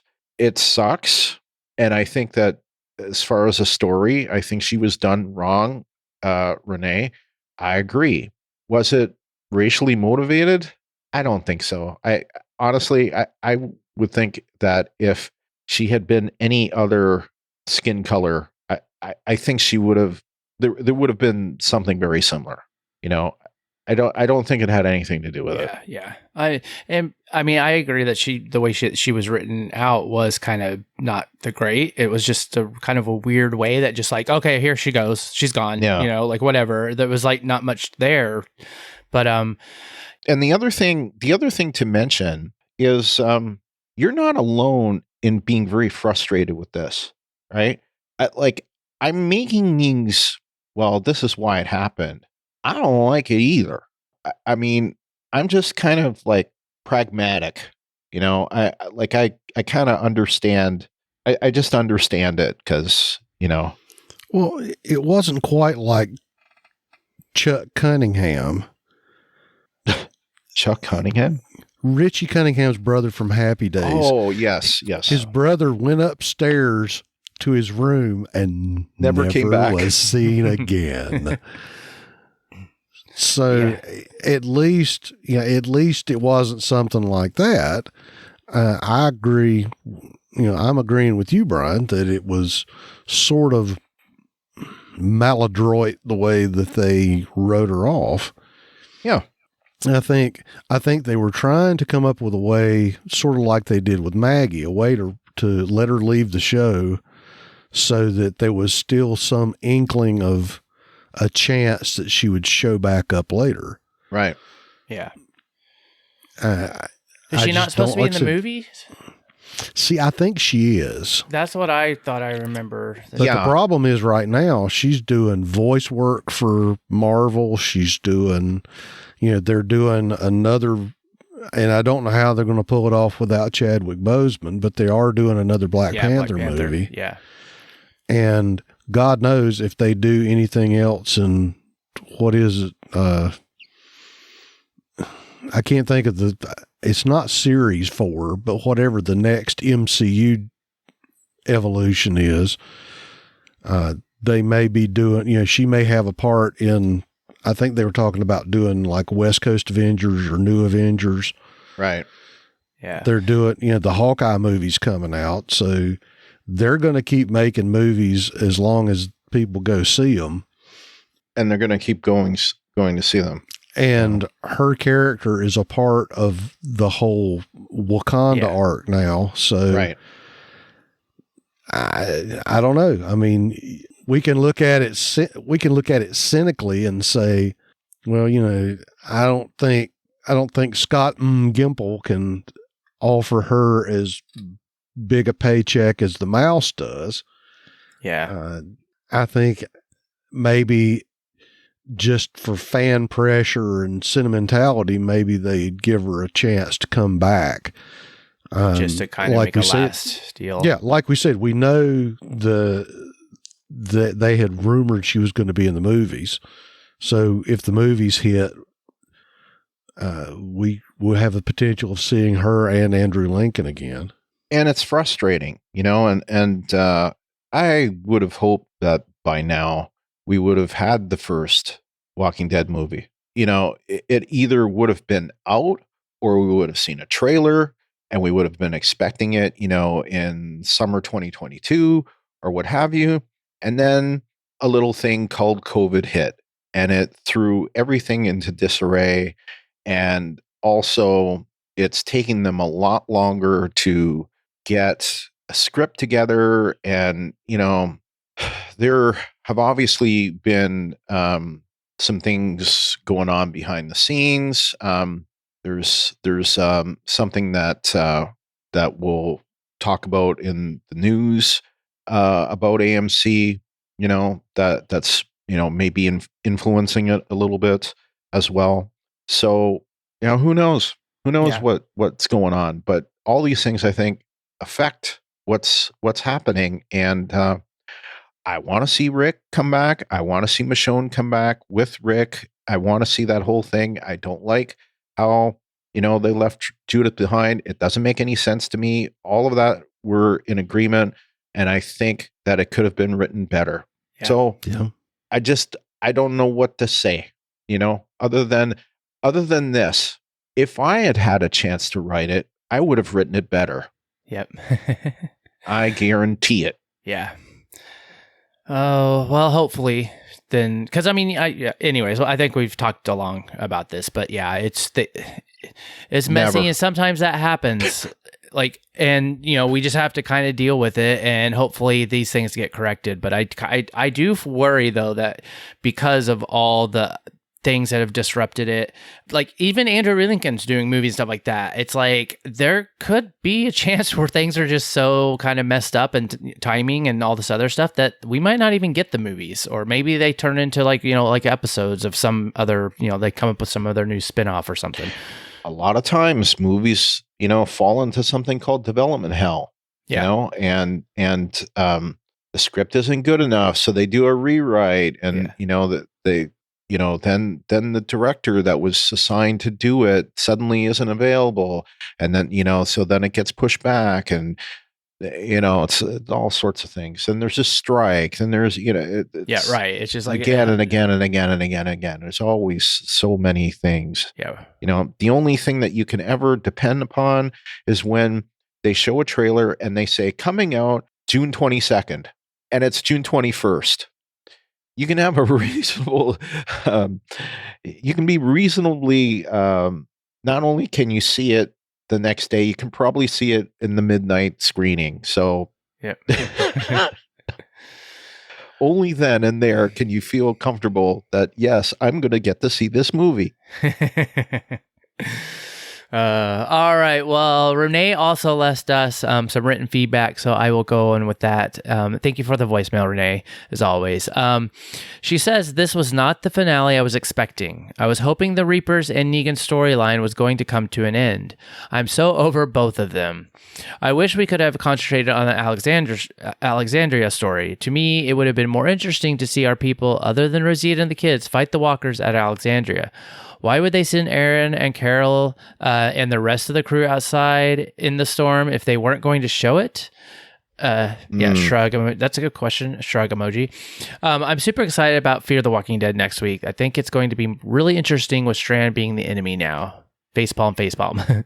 Yeah, I haven't had a chance to watch it yet, but it is available to us if you have AMC Plus, which I do now, and I want to see it. Yep, I will watch it on Sunday when it comes out. Yeah, again, I wonder, we talked about it just to make, before we move to the next thing, it's just we didn't get to see any clips of Aaron and Carol and the rest of them doing their thing. So it's kind of time, budget money, whatever, it's like they just ran off and they're gone. And we didn't get to see who was working on the wall in the rain either. Yeah, unless it's in another episode. I don't know. All right. You want to take Dieta? I will. Okay. Dieta from Detroit says, I found this season finale to be meh. Shrug. It wasn't that good, in my opinion. I'm glad Pope is gone finally, killed by Leah, who went along with the get-along of Pope's I am God complex. But she ended him, thankfully. Leah is mad Daryl lied, but didn't they both lie when they were at the cabin? She never told him about Pope and the Reapers, but now her feelings are hurt. Girl, bye. Get over it. You really mad because you fought a lunatic who got y'all in a fight that's not going to end well for your people. And she's got 2 big grin emojis. Daryl should have never told Leah it was his people. Now he has a target on his back. He should have known she wasn't coming with him. Her actions all but said it. Her constantly defending Pope was a telltale sign she wasn't going to turn her back on them with or without Pope. I stand by my earlier statement that Maggie will finish Leah in the end. Daryl can't hold water. How many times did his facial expressions almost give our people up? I was like, Daryl, chill, you're looking real suspect. I wouldn't be. I could see Maggie killing her. I could see Daryl killing her. I think it would be kind of shocking, but I think I could see that happen. Yeah. Okay, she goes on to say something that I think we sort of mentioned. I need to see a map with Alexandria and Meridian on it because it was raining so hard at Alexandria that the house was flooding. But we had people go out to fix a wall and put out a fire. And she's got some chin scratches there. Is Alexandria close to a river? And are all the houses still that raggedy with no windows in the basement? Where did all the walkers come from? I thought when they ended the Whisperers, the horde went off the cliff and died. Thought they should have been walker-free for a couple of months. Yep. And she's got some shrugs there. And how did the walkers know to attack that house? The noise from the storm should have shielded them from being discovered if they were keeping quiet. No rain in Meridian, though, just explosives and fireworks. Well, wouldn't that drive more walkers there besides the ones hoarded by Maggie and Negan? I don't know. This episode wasn't given what it was supposed to give, in my opinion, and an okay so-so episode. I had to watch this episode twice. It was so dark and lackluster, I thought I'd missed something. Waiting patiently for February 20th to finish seeing the takedown of Leah and the leftover Reapers. And she's got some applause emojis after that. Yeah, first of all, I guarantee that will happen next time. Next time, yeah. I cannot see the Reapers lasting beyond episode 9. I just can't see it. Yep, and I would be completely fine with that. Yep. And so we were thinking of the same thing there. Maybe if I'd known that you'd said it, I wouldn't have said it. But obviously, if Alexandria is anywhere near Alexandria, Virginia, we know that it is close to, a waterway. And, it's not right in on the coast, but we do know that it does get hurricanes and tropical storms and stuff like that occasionally, does it not? I mean, it does. In fact, if Meridian is closer to the coast, one would expect that Meridian would get it worse often. Although as we know, as we've seen so many storms in the recent years, the hurricanes kind of do a dipsy-do along the coast, and it's kind of like, in a swoosh kind of thing, and they end up, their path takes them quite a ways off of the coast. So one might, and then other times the storms will go along the coast. But anyway. Or if they go inland, they'll hit the mountains and kind of skirt the mountains up north. Yes. But see, I'm thinking Meridian was more inland, but still, They had to go through DC to get to it, right? The subways were in... Right. Yeah, so that was a way to wherever they were going. Probably in Maryland then. Could be. Hagerstown. The only place yeah, well, I guess I've been to Baltimore. Accokeek. Look at that. Maybe it's Meridian, New York. Is there one? Well, yes. That seems a lot of... Oh, wait. There is Meridian, Pennsylvania. Mm-hmm. That could be. Is it anywhere? No, it's nowhere near. Yeah. Yes. It's closer to Pittsburgh. Yeah. I was going to say Meridian, Connecticut's a little further. And we know it's not Meridian, Mississippi. And it's definitely not Meridian, New York, because that seems to be like Rochester, Syracuse kind of area. Upstate. Yes. Probably closer to Albany, which is the wrong show. Correct. Yep. As we found out this week. Yep, we did. All right. Well, thank you, Dieta.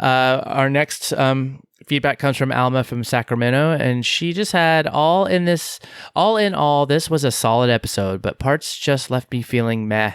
Can't wait to hear what everyone else's thoughts. And as we've said, thank you, Alma, for giving your feedback and to join up and right away, join in with everybody else. We appreciate it.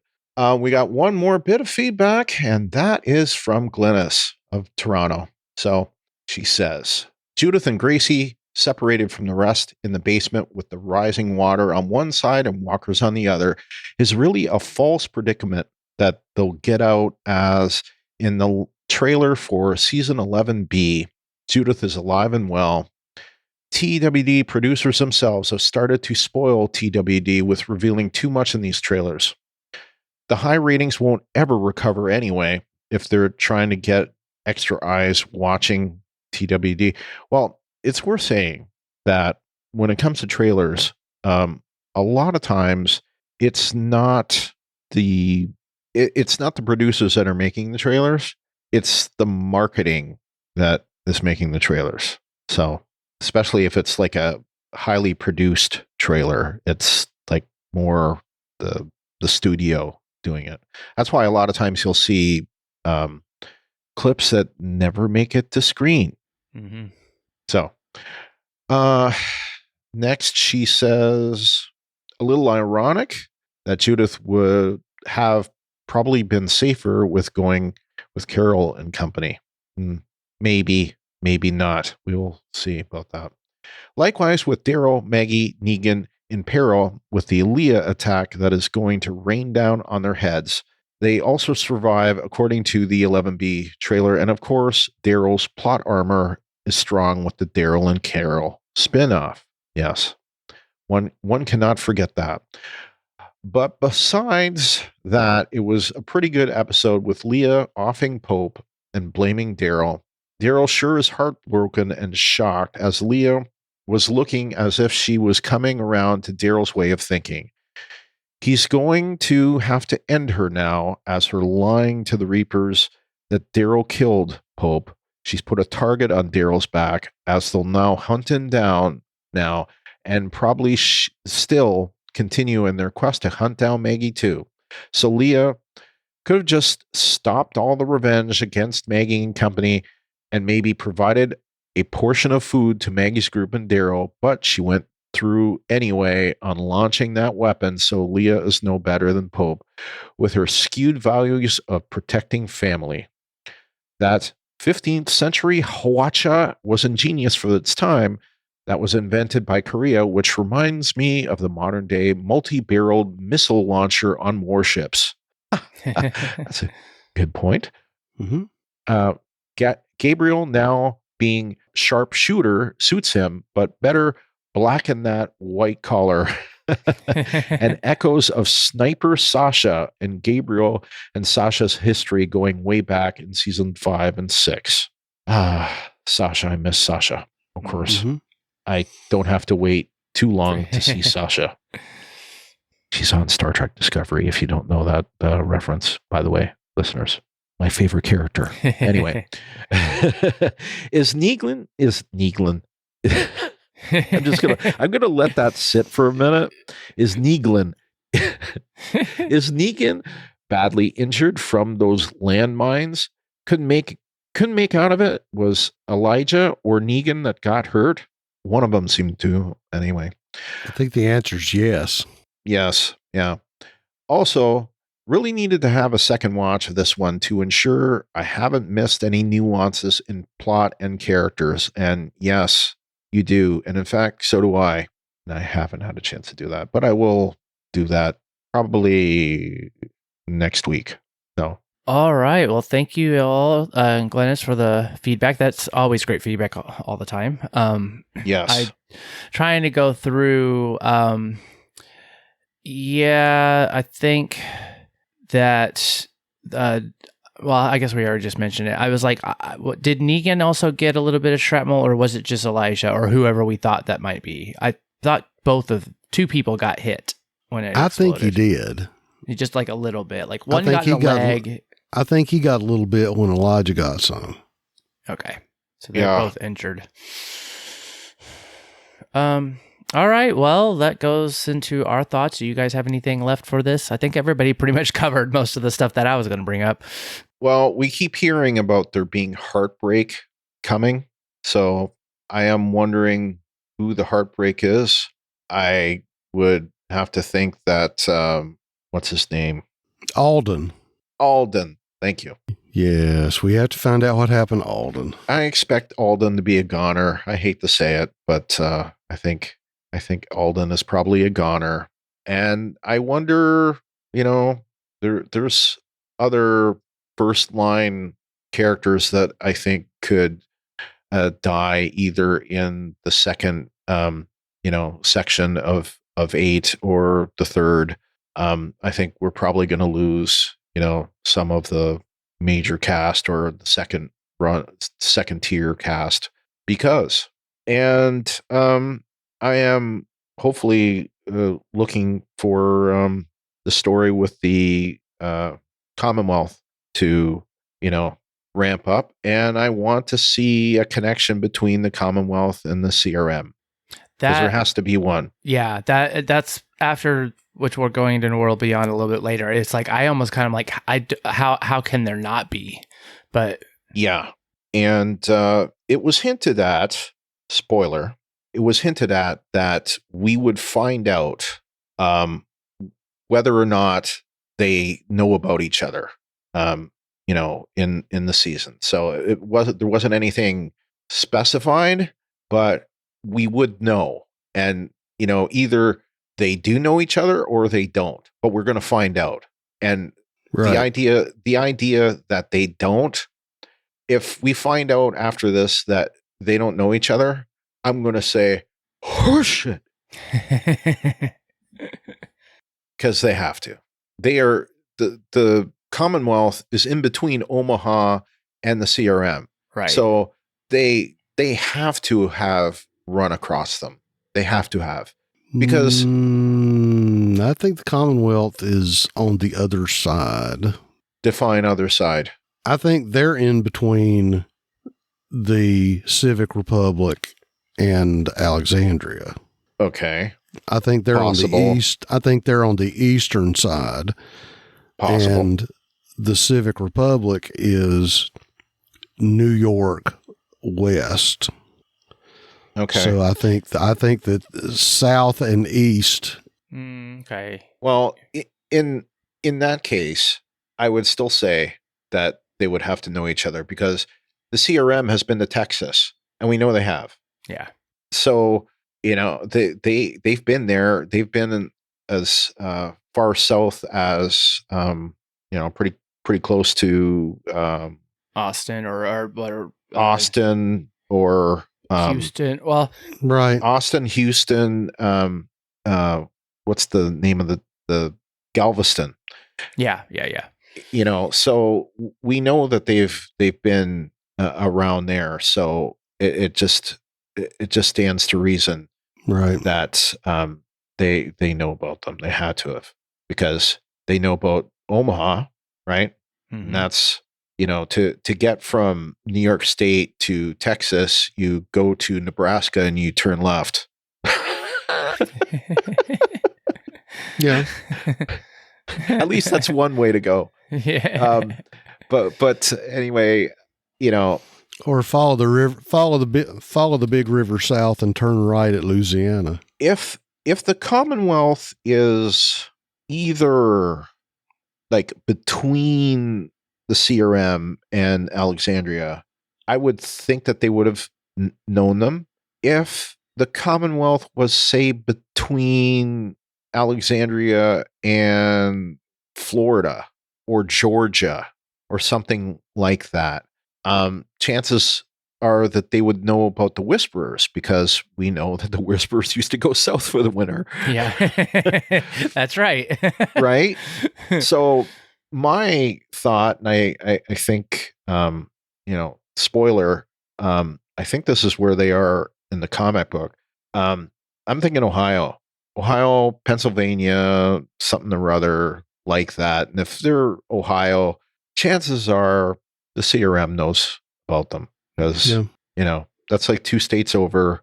That might put them in Columbus, Cincinnati. I wouldn't say Cleveland. That's probably too far north. But, Columbus, Cincinnati, Dayton, something like that. Anyway, that's it. That's all I have to say. All right. LT, do you have anything? Well, I think that I'll go back to something I said at the start of this part season, is I'd hoped that 11A would be better than 10C, and I think that is the case. Yeah, I would agree. I don't think that they quite picked it up as much as I wanted to from the end of 10B. I think it was slightly better, but there's still, loose ends and too many unanswered questions and too many dangling plot hooks and things out there that I think they could have done a better job in tightening it up between 10B and 11A. Yeah. So they've got 2 more sets to tidy things up and, restack the shelves and tie up those loose ends and land those plot hooks. And we'll just see if they can do it. And my heart is hopeful that it'll happen, but my head is looking at their track record of doing that with other things. And I'm kind of going, I'm bracing for disappointment, because I have a feeling I'm going to be. Like, to me, I think that season 10 was pretty strong. The first 2 parts of season 10. Right. I don't even consider really 10C to be part of season 10. It's almost like something apart from itself. Mm-hmm. So the first 2 parts of season 10, I think, were great. I think they did quite a bit with season 9 after, they lost Maggie and Rick. And it was very difficult for them to recover from that. But I think they largely did. I mean, and I say largely because, I was kind of at a point there for a while. It's like, I don't know if I want to watch this anymore. I want my Rick back. But I think they largely, kept it interesting. I think that season 11, I think it was certainly better than 10C. I don't think it was as good as 10A or B, but it had its moments. But I think it was better than 7 and 8. I'll say that much. Yeah. Yeah. I mean, I'll give you that. I mean, I'm not saying I didn't like it, but as you had said, they had a lot of stuff happen with, I think, the length of the Savior War arc, the fact that they lost major characters that people were heavily invested in. The Whisperer War took a little longer than I wish it would have. And getting to where we were, post Whispers, pre Eugene's Big Adventure. I just think that they need to make some good connections and pay some storylines off so that they can go out on a very high note. Well, I hope that's what they do, because I agree. Yep. This is it. This is the last chance. Last a few episodes. Well, all right. Well, then let's get into which now I'm not going to say the kids show. I'm going to say World Beyond. we need just as a sidebar, we need a sounder for World Beyond. A sounder? You need a sound like effect? A bumper. Yeah. The problem is, did they even have like? Get to the chopper! Well, that'll work for temporary until I find one. Oddly apropos. Oh, all right. Well, let's just go into it. World Beyond, Season 2, Episode 2, Foothold. Written by Carson Moore and directed by Lauren Iaconelli. Description was, while some members of the group enact a plan to cover their tracks, others attempt to acclimate to their new surroundings. LT, you put stuff in here first, so let's get through our impressions, and then we'll go into our listeners. So take it away. I did. Without giving a rating, I'm liking season 2 better so far in 2 episodes than I liked whatever we got in season 1. I think that if you look at season 1 as just exposition setting up this season, it makes it a little more palatable. As far as the episode in specific, I enjoyed seeing Hope's arc far more than I enjoyed seeing Iris's. I like the fact that Hope is back with her dad. I think that she sort of knows something is up, and I think that Dad sort of suspects, but Dad's not really, Dad's sort of still got some Kool-Aid in the system. I think it's interesting to see the reactions with Hope and Dr. Sandwich. I'm still going to Sandwich. I'm still going to call her that from last season. She will forever be Dr. Sandwich. I think it's funny that Hope is scoping the place out and she's eyeballing security and she's, really doing the, guard patterns and checking for locked doors and, surveillance cameras. Yeah. As far as it goes, back to Iris's line, the art commune is still making me very wary. I know that they seem to be, trying to get along with the CR people, and they're dealing with Kublek, and they're trying not to let on that they have spies in their midst. And by the way, just as a side note, if you're going to have something that is dangerous and going to get you in trouble, don't leave it laying on your desk, for God's sake. Put it in a drawer. Put a book on top of it. That was like the worst camo job ever. Yes, the window's open and you put a piece of freaking typing paper on top of it. I thought the same thing. I was like, what? It's like, Jesus, you hippie. Haven't you ever been searched by the cops before? Cover it up. Or they had to by the CRM. I mean, they've been dealing with them. They know. It's funny. Like I said, I thought it was good to see Silas. I think it was interesting that they got him in the, I don't really understand why or how all these zombies got in the zombie, the zombie death facility that Silas is working at, unless they're making compost like the tree people did in Fear. that part I was still sort of scratching my noggin on, unless these are the infungused test subjects from the lab. We did get to see a screenshot of Corduroy Suit and Percy. Yep. Next episode.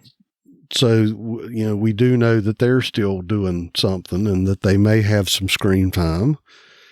I'm going to say it again. Iris is just not hooking with me, because for every glimmer she has that I'm kind of going, okay, I get it. I'm starting to, have some sympathy and some feelings for your character. Then the next time it's like plank. I mean, she's just not popping. It's like, I agree with you. It's like sometimes she's just like, it's bad in my opinion. Yeah.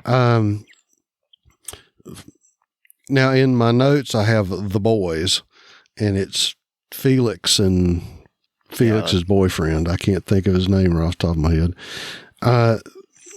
To me, Felix is suddenly inconsistent because, before he was like, got to protect the girls, got to do this thing. And,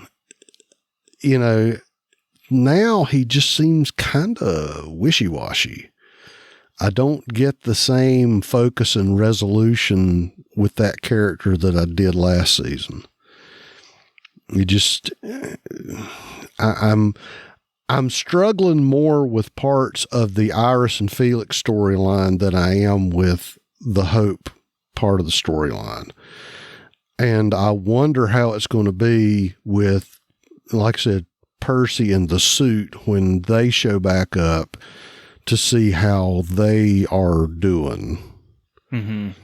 Yeah. Because we've gotten 2 episodes of the sisters, and we've seen, Kubelik, we've seen Huck, we've seen Felix. So, and we got Silas this week. So they're the only 2 of the little characters that came out of the end of season 1 that we haven't seen anything from yet. And I'm just kind of wondering, it's going to be episode 3. So we've waited a while before we've resolved what they've been up to all this time. Yep. Yeah, I mean, talking about Felix, I kind of do agree, because it kind of was weird, or it kind of threw me off to, like, he was doing this whole thing, yes, to protect the girls, and it was like that was his mission or whatever. But then, like, now that he's just with Iris, with Iris, and she's all like having her PTSD and basically like, oh no, it's a war with the CRM, whatever. And then he's all like, kind of like, oh, okay, sure, like, like, I'm right there with you. But then a few scenes before that, he was talking to the artist people, and or no, at the beginning when they were trying to find the walker, they were going to basically lead the CRM as like, of the soldier that she killed. But then she's like, no, I think it's them. I think they were the ones that destroyed the campus colony, blah, blah, blah. And they're like, why would they do that? Like, then they were questioning her to now all of a sudden he's like agreeing with her and being like, oh yeah, it's all at war. And he's like, okay, sure. So I don't know. I didn't quite understand that at all, or just it kind of, I came off and I'm like, I'm not sure what's going on with this. Yeah, it was just weird. Yeah, like seeing Silas definitely was, I was kind of like, yes, because I mean, I'm not too big on what's his face in Percy. I'm completely fine, but I mean, I'm sure they'll play some role in somewhere, maybe with Silas, because they'll maybe walk up on him cleaning off the walkers. But that's what I thought that guy said, who I guess is now the boyfriend to what's her name, daughter's lieutenant colonel daughter, can't remember her name, Huck. And he said something like they've set up these kill zones like all throughout the state, and I guess they have some plan that like they lead herds and stuff into there, kill them to clear them out. And I think he said like, oh, like after some time, if our calculations are correct, then basically we'll have killed enough of them that there's not going to, be any in the state. And they have some kind of countermeasures to keep them away from New York, I guess, or whatever. So I thought that was interesting, on top of like, they obviously have this fungus thing that makes them turn into like nothing, like nothing, or, like somehow stop the walkers from moving. Yeah. I thought it was, Well, they're looking for something. or I think he said preliminary, and like that whole video was like, oh, we've learned, but not sure that I guess it's in actual practice. It's interesting, and it's also the most deeply perplexing and the thing that I don't understand the most. Yeah. So when it's my turn, I will steer things. So well, Well, go ahead. no, I'll hold off on that because I had one question that I'm just going to throw out here real quick. Is I guess the CDC didn't share anything they found out in season 1 of the main show. you see, in this universe, the CDC, if there's some like awful catastrophe, they're designed after a fashion to blow up.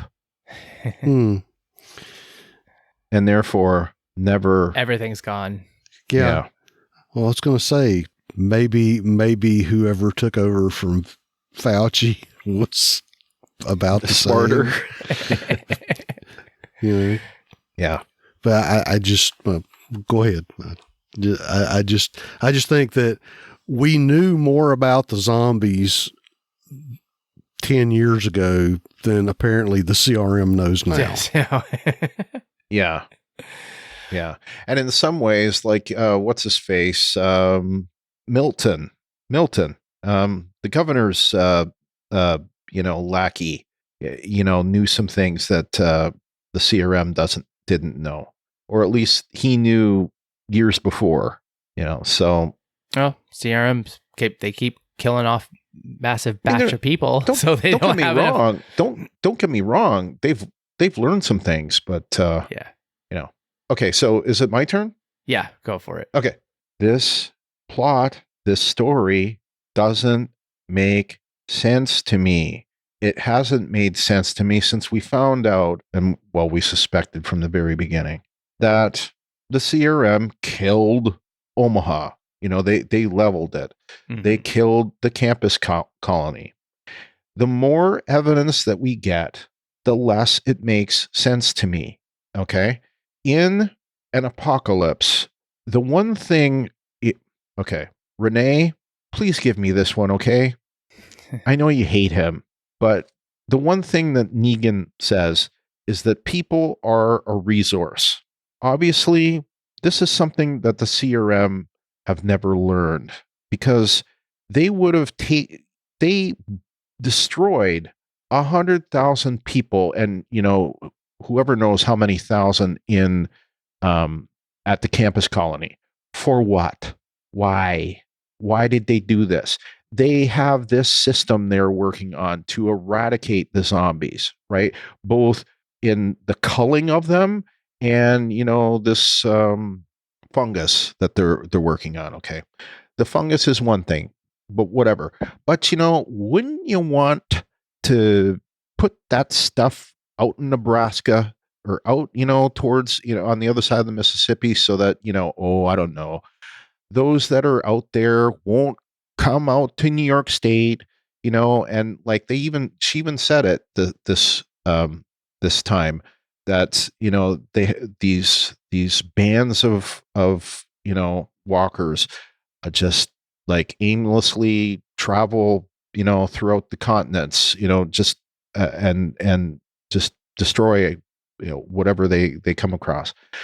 So you've got 100,000 people. To me, if you've got 6 prototype facilities that are killing these walkers out, and they are getting somewhere, you got 100,000 people. How many do you have in your area? Right. Why don't you take them and teach them how to do this? And maybe they might be able to get rid of some. Okay, it's Omaha. All right. There's not that much in the prairie states. Okay. Maybe some of them might want to, I don't know, move out to Chicago or, whatever. Go back to California. Who knows? I don't understand their motivation for killing those two settlements. It doesn't make sense. Yeah. No single untrained person, I don't care how smart they are, I don't care if they have an IQ of 750, okay? No one is that valuable. An untrained mind cannot get rid of the zombie apocalypse. It would take decades to learn how to do that. You can't, it makes no sense to me. Well, and think about it from exactly what you're saying. If people are a commodity, if people are a resource, how long does it take for you to make someone who can work and actually do things properly from scratch? And I would say 16 years, 18 years, arguably maybe more. How much is it going to take to train a guy like Silas? Right. Yeah. Weeks. But how much is it going to, how long is it going to take for you to make a new Silas? Right. So that's your 100,000 argument. If you're going to say, well, they're too much of a drain on resources, then you break them up into groups and you put them on a bus and you send them out across the plains and do, as much as I hate to bring this up, do the Oregon freaking Trail.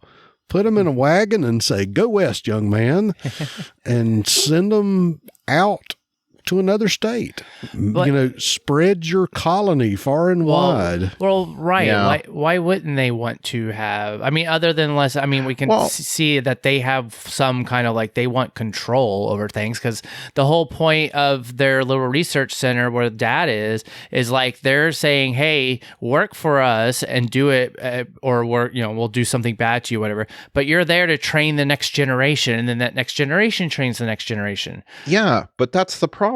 Right. That's what I'm saying. You're the next generation. Right. And it's you can't train anyone yet because you haven't been trained yourself. So, right.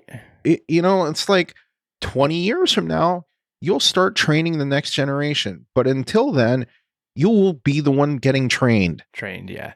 Well, and it was weird too, from the beginning of the season, where it's Omaha, I guess it was, or the first city we saw, they had windmills, big giant windmills. So they're generating electricity, and that's a technology that I would think you would be we need someone to build those and install those. And I'm assuming they blew down their wall. They had big walls, and they blew down their walls to take all that away from them. Was that the whole deal? Well, no, it was to let in the walkers to kill them. But to gather those, yeah. Yeah, and if you're trying to kill walkers, what have you just done? You've created 100,000 new walkers. Well, they didn't do it to kill walkers. They did it to let the walkers in. This is to bring in the horde. Right, but get my point that once they've created 100,000 new ones. Yeah, they've got Horde Plus now. Yeah. And let's see, you said it, and I'd need a good reason. Right. And I don't think there is one. And here's the thing, because I want to make this point very clear. I'm asking these questions. The fact that I'm asking these questions, I'm not saying I can't stand this show. This question is driving me crazy. I can't watch this show. Part of me wants to watch this show now because I have to know. I have to know the answer. That's the stupid thing. It's now I want to keep watching because I have to know. Yeah. Why? Because it doesn't make sense to me. But I have to. I'm hopeful that in the next 8 episodes I will get a reason. And and I'm hoping there is a justifiable reason, but it just seems counterintuitive to me. An untrained, brilliant person isn't worth 100,000 plus, however many, and some of them very bright, right? Some of them, we're at a university. Let's not forget about that point. So anyway, that is my point, ladies and gentlemen. I want that. I'm very curious. I want to know the answer. I hope it's going to be a good one.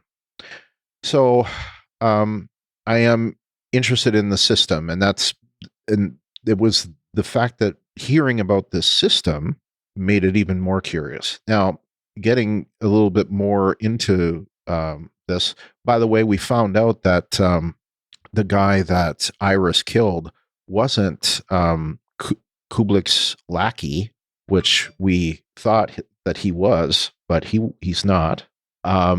Also, we found out, well, we didn't know him, I guess, until this week, unless he was in the season finale and I forgot that he was there. But the guy that seems to be taking Salas under his wing is Huck's husband, right? Did you notice that?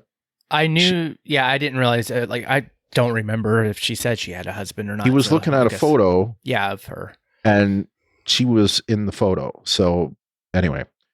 And then this whole pre-morbid thing. And I guess that scientist from Portland was the original or the last pre-morbid that became morbid or whatever. So who's this next pre-morbid going to be? Is it going to be makes me think it might be Felix's boyfriend or, someone like that. I don't know. Any thoughts on who that might be? No. But the other thing that you brought up, LT, and I hadn't thought of it, but they brought up the whole thing about them, bringing back agriculture and all of that. The idea of them using the walkers as fertilizer, the Teddy idea seems to make sense. It's like the dinosaurs, right? Yeah, there's still a biological, carbon and nitrogen and stuff. I've heard stories about dead people that were put in someone's garden, and there were a bunch of flowers that grew over them, or something like that. Not that I have any firsthand knowledge of that, but just stories I heard. So anyway. The only thing that I kind of am getting, besides obviously these points, because it's like, what's their whole end game? I don't get it, because they are destroying resources, essentially. Yep. Mm-hmm. But it's it is, I'm getting them well, they're very dark.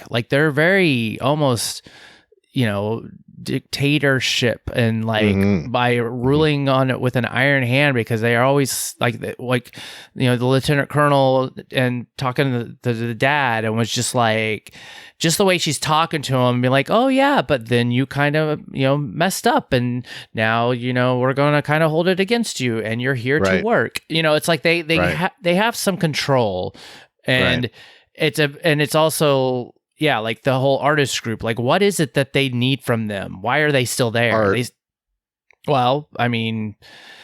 There's still museums out there that can get all the art that's probably still there. Well, that's true. That's true. But they need the creativity. Maybe that's what it is. They need the creativity, because sometimes scientific knowledge isn't enough. Sometimes science needs creativity to spurn it. Well, and good point. And we haven't seen that. Right. We haven't seen it. And what was I going to say there? I brought up the point last week about the difference in philosophy with, say, the Commonwealth versus the CRM. And the CRM is trying to build a future that is not the same future. It's not based on the past. It's a new future, designed to last based on, like eradicating the threat. I'm guessing they want to be able to not just kill the zombies, but be able to do something so that humans don't turn into them. Yeah. Right? Yeah. And we're not seeing that in the Commonwealth. The Commonwealth want to restore the closest thing that they can to the past. I'm guessing in the CRM, in the Civic Republic, you can't get ice cream, or if you can, it's limited to a few people. But it's not based on this kind of like 50s Americana that the Commonwealth is. So it's like a different approach. Whereas Ginny's vision was based on the Old West, and Teddy's vision was also based on a new start, right? But also kind of with a serial killer tinge. So I mean, and there are some parallels there between these groups. Pope and that group, they just don't, not even close. They don't have any. The Whisperers, though, in another way, they also had a way to move on. Their method was to to survive by joining along, and to fit in, kind of. Yeah. So their outlook on life was that the dead and zombies were that was life now. Like yes, that's reality. That was it. Yeah, exactly. This is life now. You have to go with it, be part of it, yeah. Embrace it as they did. Yeah. Cool. Well, and it's all your vision of the future. So the Civic Republic is trying to build a new future knowing that there's been a zombie apocalypse. The Commonwealth is trying to make a new future almost hiding the fact that there's been a zombie apocalypse. And the Whisperers were forging a new civilization, embracing the zombie apocalypse. Yeah. Yeah.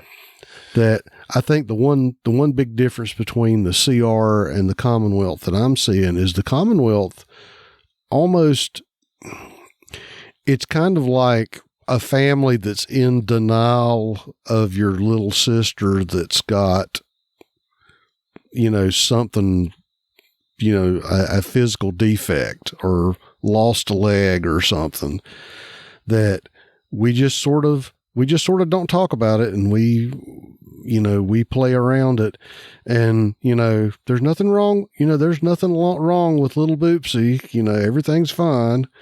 And the Civic Republic kind of realizes that there's been a zombie apocalypse, and their thing is, we are going to, endeavor to persevere to, keep civilization rolling in spite of the onset of the zombies, and almost use the zombies to reinforce the power structure. That I don't see the Commonwealth using the zombies so much as reinforcing the power structure, that they're just saying, if you want to live here in our wonderful little paradise, you've got to play by our rules. Right. All right. Well, was that it for ours? Because we have a couple listeners' voice or feedback. That's all. Really, I think we've hit everything I was thinking about. All right. Well, Glennis from Toronto, she said, I enjoyed the world The Walking Dead World Beyond Episode 2. In case you're going to talk about it too, this time around, Iris is becoming a killing machine in stark contrast to Season 1. She and Daryl should meet. That crack arrow shot of the empty to save Felix. Hope is biding her time and will formulate her plan once she's got the lay of the land with the CRM schedules. All 3 shows have got a contingent that are designed to kill zombies, with Silas now lumping into killing off zombies like Alicia and Stranded for Virginia in Fear the Walking Dead, and now the Commonwealth in The Walking Dead. So we'll wait for the moment when the zombies get out of hand, which they are going to do eventually, they're going to do eventually and put Silas' life or someone else's life in jeopardy. And he can make a break for it and stow away on a chopper or army truck destined for the research lab. All right. Well, who wants to take Renee? Okay. Renee from Atlanta says 8 out of 10. Hope is going to have a boyfriend. I roll. Overall, it was a pretty decent episode. I was happy to see Silas, even though he's still walking around looking like a sad puppy. I'm going to need him to get it together. And she sends shrugs. When the guy that drove him there pulled out that pic, I said, Huck is going to be on there with him. I can't wait to see where we're headed with the storyline. And also, Huck's mother needs to die or get bit, because she also has that dictator vibe about her. What's the plan with Iris and Felix and his boyfriend and the Walkers? I haven't figured that out yet. Leo seems to have remorse about helping the CRM. I don't know about his girlfriend yet. She's strange, but I do know something is definitely up with the CRM. Alrighty, that's my feedback for this week. You guys stay blessed. Thank you, Renee. And just something that popped into my head when you were reading that, we did get a mention of a major general. Oh, yeah. Right? Yeah. So obviously the major general is the person giving Kublek orders, not so she is following the orders. She is not the top of the food chain. Right. So, and it sounds like this major general is a piece of work. So hopefully we won't have to wait too long to find out who this guy is, and maybe find out a little bit about what drives this guy. It might finally, and it was talked about this episode by what is the father's name? Leo? Is it Leo? Oh, dad's name? Oh, yeah. I don't. Dr. Hope and Iris's dad. Leo Bennett. I want Dr. Leo Bennett. I was right. Okay. Yes. Anyway, he even mentioned, about like he didn't like the methods of the military, of the Soviet Republic, but it also sounded like, wasn't much he could do about it. And it was also, he went to Kublek, complained, and it was kind of like, well, you might complain, but we still know that despite you complaining, you're just going to keep doing what you're doing, because, somehow they've been able to do this big, psychological profile, which somehow they did for Hope. How they did that, I don't know, considering Hope wasn't there. Yeah. Right. Yeah. So we plot hole. Yeah.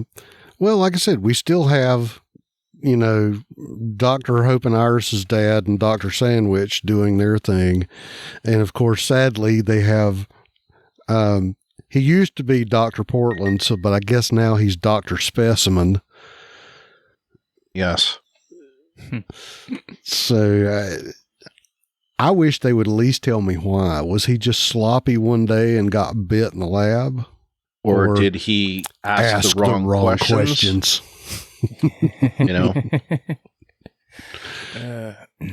Right. He went into the room that says authorized personnel only. He stole a mop. Yep. All right. Well, let's get into news, ratings, and info.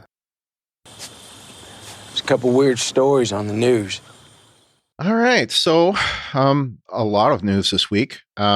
First thing is, of course, that AMC announced that part 2 of season 11 of The Walking Dead returns to AMC Network Sunday, February 24th, and to AMC Plus on Sunday, February 17th. So if you have AMC Plus, you can watch it the week before.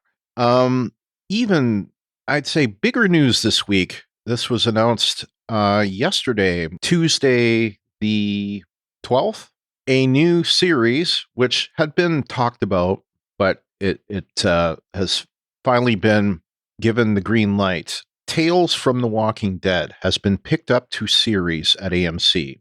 It is an anthology series, so it'll basically be a different episode, like with a different. It'll almost be like Twilight Zone for The Walking Dead, with a different storyline each week. But it has a summer 2022 debut, and I got this quote from the Hollywood Reporter. It says, each hour-long episode of Tales will be focused on new and established characters that are based in the larger world of The Walking Dead. Channing Powell, who has been a writer and producer on the flagship series and its first spin-off, Fear the Walking Dead, will serve as showrunner on Tales and work alongside franchise content chief Scott M. Gimple on the series. The initial order is for 6 episodes, with production on the AMC Studios drama set to begin early next year. So it's much like Fear was and The Walking Dead. That first season is only going to get 6 episodes. So obviously, if it's a success, they'll probably bring it back for more. But it is interesting because they are talking about, we could see characters that we've already, that we already know, and there could be other characters. So hopefully I would like to see a mix of both. So what do you guys think? I'm fairly excited. I mean, I think there's a lot they could do with it. The phrase that I heard was a potential new series incubator. Yes. Yeah. I would agree with that.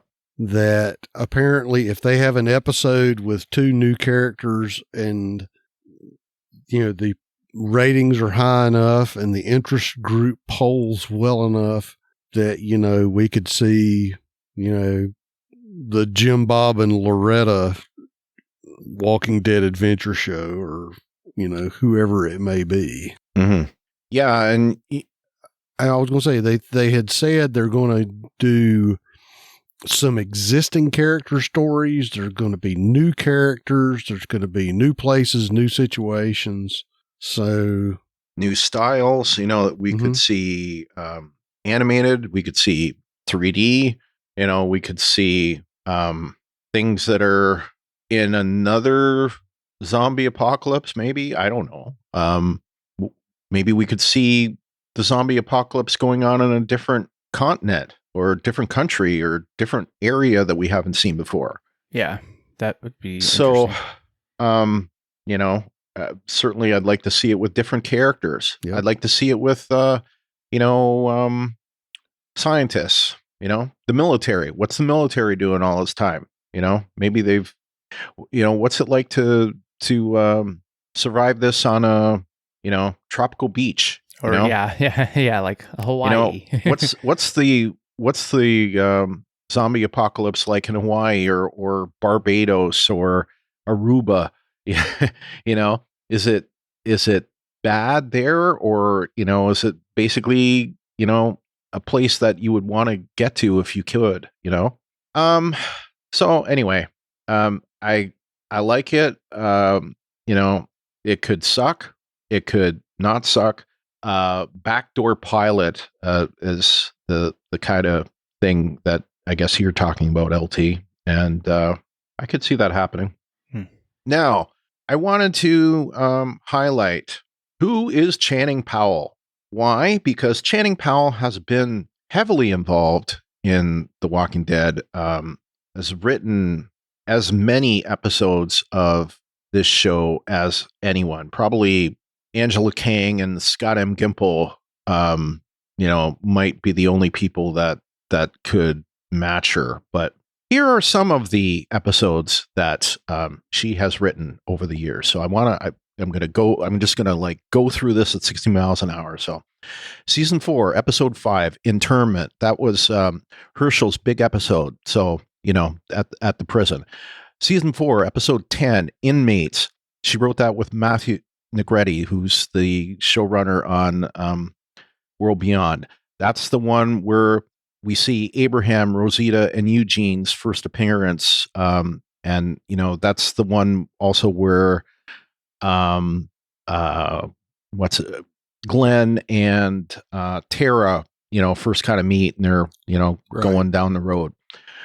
Now you get to season 5, episode 4, Slab Town. That was, of course, the Beth at the hospital episode. Now that was also with Matthew Negretti.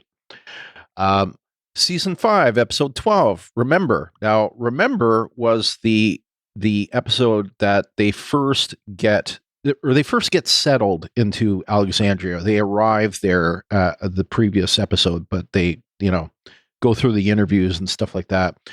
And if you remember, this was said. Who's Deanna? Anyway. And then she wrote season 6, episode 7, Heads Up, also known as Glenn's Alive and was under the dumpster. Season 6, episode 11, Knots Untie, also with Matthew Negretti. And as you can see, she's written a lot of episodes with Matthew Negretti. And that was the first time that we see the Hilltop. Season 6, episode 15, East.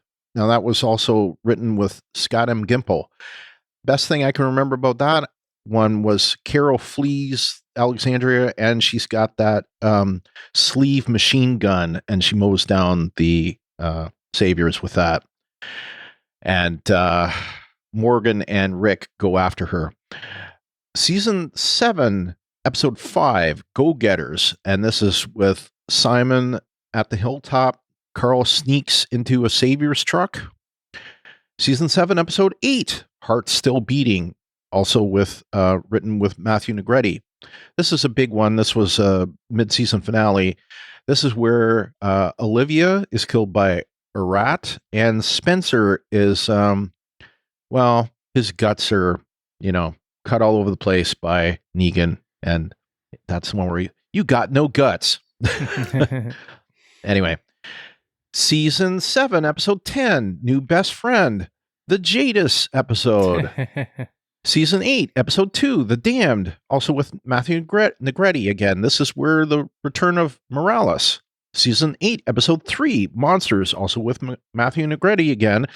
This is the death of Morales and Aaron's boyfriend, Eric. Season 8, episode 9, Honor, with Matthew Negretti again. And unfortunately, talk about death.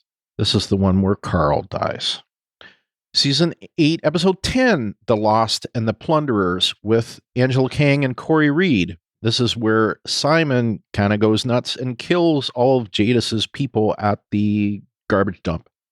Season 8, episode 12, The Key, written with Corey Reed, Negan, and Rick's fight, and Simon's kind of plotting to take over the Saviors. Then she's off for a while, comes back at season 9, episode 10, Omega. That's where we see Lydia at the Hilltop. By this time, of course, Rick is gone. A big episode here, season 9, episode 15, The Calm Before, and that's with Geraldine Inua. Why do I bring this one up? That's the Pikes episode. That's a big one. Season 10, episode 14 is the last one she wrote for The Walking Dead. That's Look at the Flowers. That's, of course, a big Carol episode, and that's where we first see Princess. Then she wrote 2 episodes of Fear, season 6, episode 11, The Holding. That's the first appearance of Teddy. And season 6, episode 14, Mother, with Alex Delisle, the last time we have seen Alicia. So, anyway, lot there. So, yeah, she's Lots of episodes. Lots of it. Okay, next thing. This is kind of executive news, and this is why I say that so much has been going on in the background. AMC Network's Chief Operating Officer Ed Carroll is to step down. He's been with the network for 34 years and will remain through the end of the year. Matt Blank is taking over as the AMC Network's interim CEO. I know that Ed Carroll's boss for all of these many years, I don't have his name, but I think it's like Sapan. I don't know. Anyway, he also recently left or is in the process of leaving. So, but Carroll has been involved with Mad Men, Breaking Bad, Better Call Saul, The Walking Dead, Kevin Can F Himself, Killing Eve, Portlandia, Documentary Now, Rectify, WeTV's Love After Lockup. We won't hold that against him. He helped lead the creation of AMC Studios, enabling the company to produce its own content, and including the Walking Dead franchise, and expanding into the Anne Rice universe with the upcoming interview with the Vampire series slated for next year. So, a lot. Anyway, so what does this mean? I don't know. Will it affect the movies? Who knows? It could.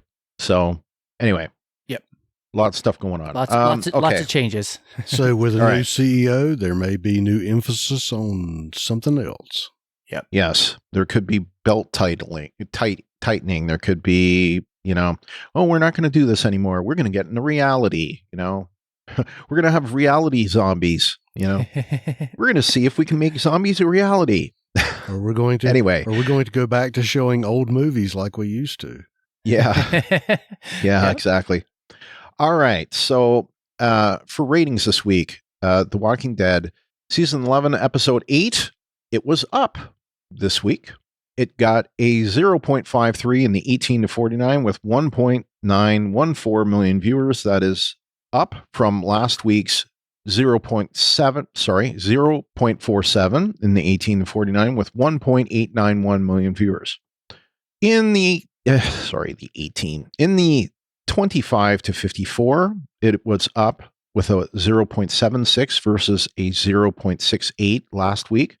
In the 50 and over, it was down slightly with a 0.99 versus last week's 1.02. In The Walking Dead World Beyond, we got a mixed bag. It was down slightly in the 18 to 49 with 0.19, 18 to 49 with 807,000 viewers. Slightly down with 0.20 in the 18 to 49 last week, and slightly up from 753,000 viewers last week. Talking Dead, however, was down in both categories. It got a 0.08 in the 18 to 49 with 303,000 viewers, down 100,000 viewers.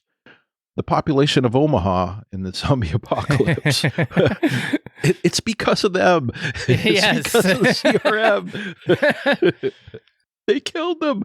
Anyway, so last week, Talking Dead got a 0.10 in the 18 to 49 with 403,000 viewers. So I blame you, CRM. In the parrots, The Walking Dead dropped to number 6 this week from number 4, where it had been the last 3 weeks, at 44.4 times the demand of an average show, down from 45.7 last week. Remaining at number 1 is perennial SpongeBob SquarePants with 74.6 times the average show, up from 73 times last week. And LT, you'll find this funny. I asked Larry Nemechek today, why does he think that SpongeBob is the number 1 all the time? Of course, he's been watching these longer than I have, so I wanted to get his take. And he had the same reaction that we do every week. He's like, I don't know. Anyway, well, so SpongeBob. I have a prediction. just looking at the parrots, I've noticed the Squid Game has come onto the board. And I expect it to be moving upwards fairly strongly, just based on all the buzz that I'm hearing about that. I don't even know what that is. So It's on Netflix. It's a Netflix Korean horror series. Okay. Well, anyway, number 2, but way up in that position, is Saturday Night Live with 66.1 times, up from 53.7 times last week. Why? Kardashians. I just don't understand it. I'm out of their target market, I guess. I just don't get them. I don't get why they're so interesting. They're not interesting to me. But anyway, reigning at number 3 is My Hero Academia at 50.4 times, down from 51.5 last week. That's it for news. All right. Well, thank you for that, Brian. Interesting that at least ratings went up for the finale of part 1. Yeah, and it'll be interesting to see where Fear's ratings are next week. Yeah, for sure. All right. Well, LT, why don't you tell people how to interact and support us? We want to encourage you to follow us on Twitter and Instagram. That's at Walking Dead TTM. To submit your theories and feedback, most people post in our designated episode thread in our Facebook group. That's facebook.com/groups/Walking Dead TTM. You can send us email. That's walkingdead@talkthroughmedia.com. You can also use our feedback forum. That's at talkthroughmedia.com/feedback. If you'd like to leave us a voicemail, you can give us a call at 216-232-6146. Remember that all of our new episodes are on YouTube. Just search for Talk Through Media and remember to subscribe and click that bell to get notified when we have new videos. The podcast goes out first to YouTube before it hits your usual podcast consumption places. All right. To support us, like and review the Talk Through Media Facebook page at facebook.com/talkthroughmedia. And the best way you can support us is as our Patreon. You can find that at patreon.com/walkingdeadtalkthrough. And as always, we would like to thank our Patreon supporters, Clint McCollum, Renee Murray, Lawrence Todd over there, me, and our newest Patreon supporter, Dieta Patterson. Remember that Dieta, Clinton, and Renee will be getting the early versions of episodes this week. Subscribe to us on Apple Podcasts or your podcast client of choice. And while you're there, give us a rating or review. You can also leave us a review at podchaser.com. And there you can actually rate individual episodes or the whole podcast. Remember to share our posts on Facebook and Twitter when we post them, or tell a friend. Word of mouth is always the best way to get us new listeners. Where else can we be listened to, Brian? Well, we are just completing the Star Trek Lower Decks podcast. This week will be the finale of Lower Decks for season 2. And especially the last couple of episodes have been just phenomenal. And we look forward to it. They've had this pattern the first couple of seasons where the last 3 or 4 episodes are phenomenal. And we were told that we're going to get that this year, and so far so good. So in a few hours from now, the finale will be out. I don't think I'm going to be able to stay up for it because I have to be up early for work, but I'll watch it as soon as I can. But yeah, so we're on there, part of the Talk Through Media Network, and you can get that as part of the Star Trek Discovery podcast feed and the Star Trek Picard cast feed. Now, the things will be off for a couple of weeks, and we will be going away for a while. What will be returning in our place will be the podcast for Star Trek Prodigy, and with that will be James and Kim doing the podcast on Star Trek Prodigy. We will be making that podcast available on the same feeds, but it will get its own feed because it's a children's show. So we don't want, to anyone that wants just to listen to it for kids, they're going to get that chance. So we'll have like a kid safe feed. Beyond that, Ruthie and I will be coming back in the middle of November to talk about Star Trek Discovery Season 4. And that is a big thing. And that'll be 13 episodes starting in November and going through until, I think, February. And then around the time that The Walking Dead comes back for 11B, that's around the time that Star Trek Picard will be coming. And that's 10 episodes. And Ruthie and I will be podcasting about that too. Nice. Yeah. Oh, lot coming down the way because we got Fear about to kick back on this week or this Sunday, and Kyle and I will still be here in the Fallout shelter, bringing you all your fear. Yes. Yeah, and what's I'm gonna keep doing it, but it's nice that for a few weeks there, none of us have to do 2 podcasts. We'll be just down to 1. Oh yeah, and you've got a guest appearance coming up too, don't you, LT? Or is that it is sometime in the near future. Oh, okay. I have been rescheduled. Oh, well, let us know. Well, never mind. But when it happens, I'll be sure to let you know. It's also worth saying for you listeners that the artwork will be changing, and we will miraculously become next week Fear the Walking Dead talk through. So, and of course, there is no Walking Dead World Beyond talk through.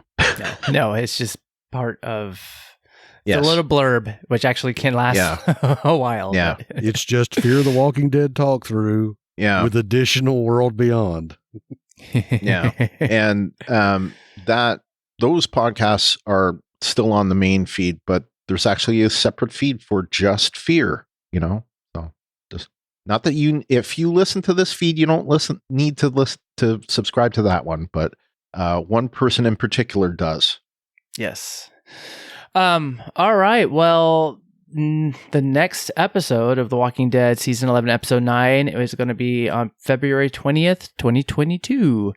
We do not have who it's written by, directed by. I couldn't find descriptions, any of that stuff. No, there isn't any. Yeah. So, but next week, World Beyond season 2 episode 3 called Exit Wounds will air, and then that was written by Raina McClendon. And actually, interesting, directed by Aisha Tyler.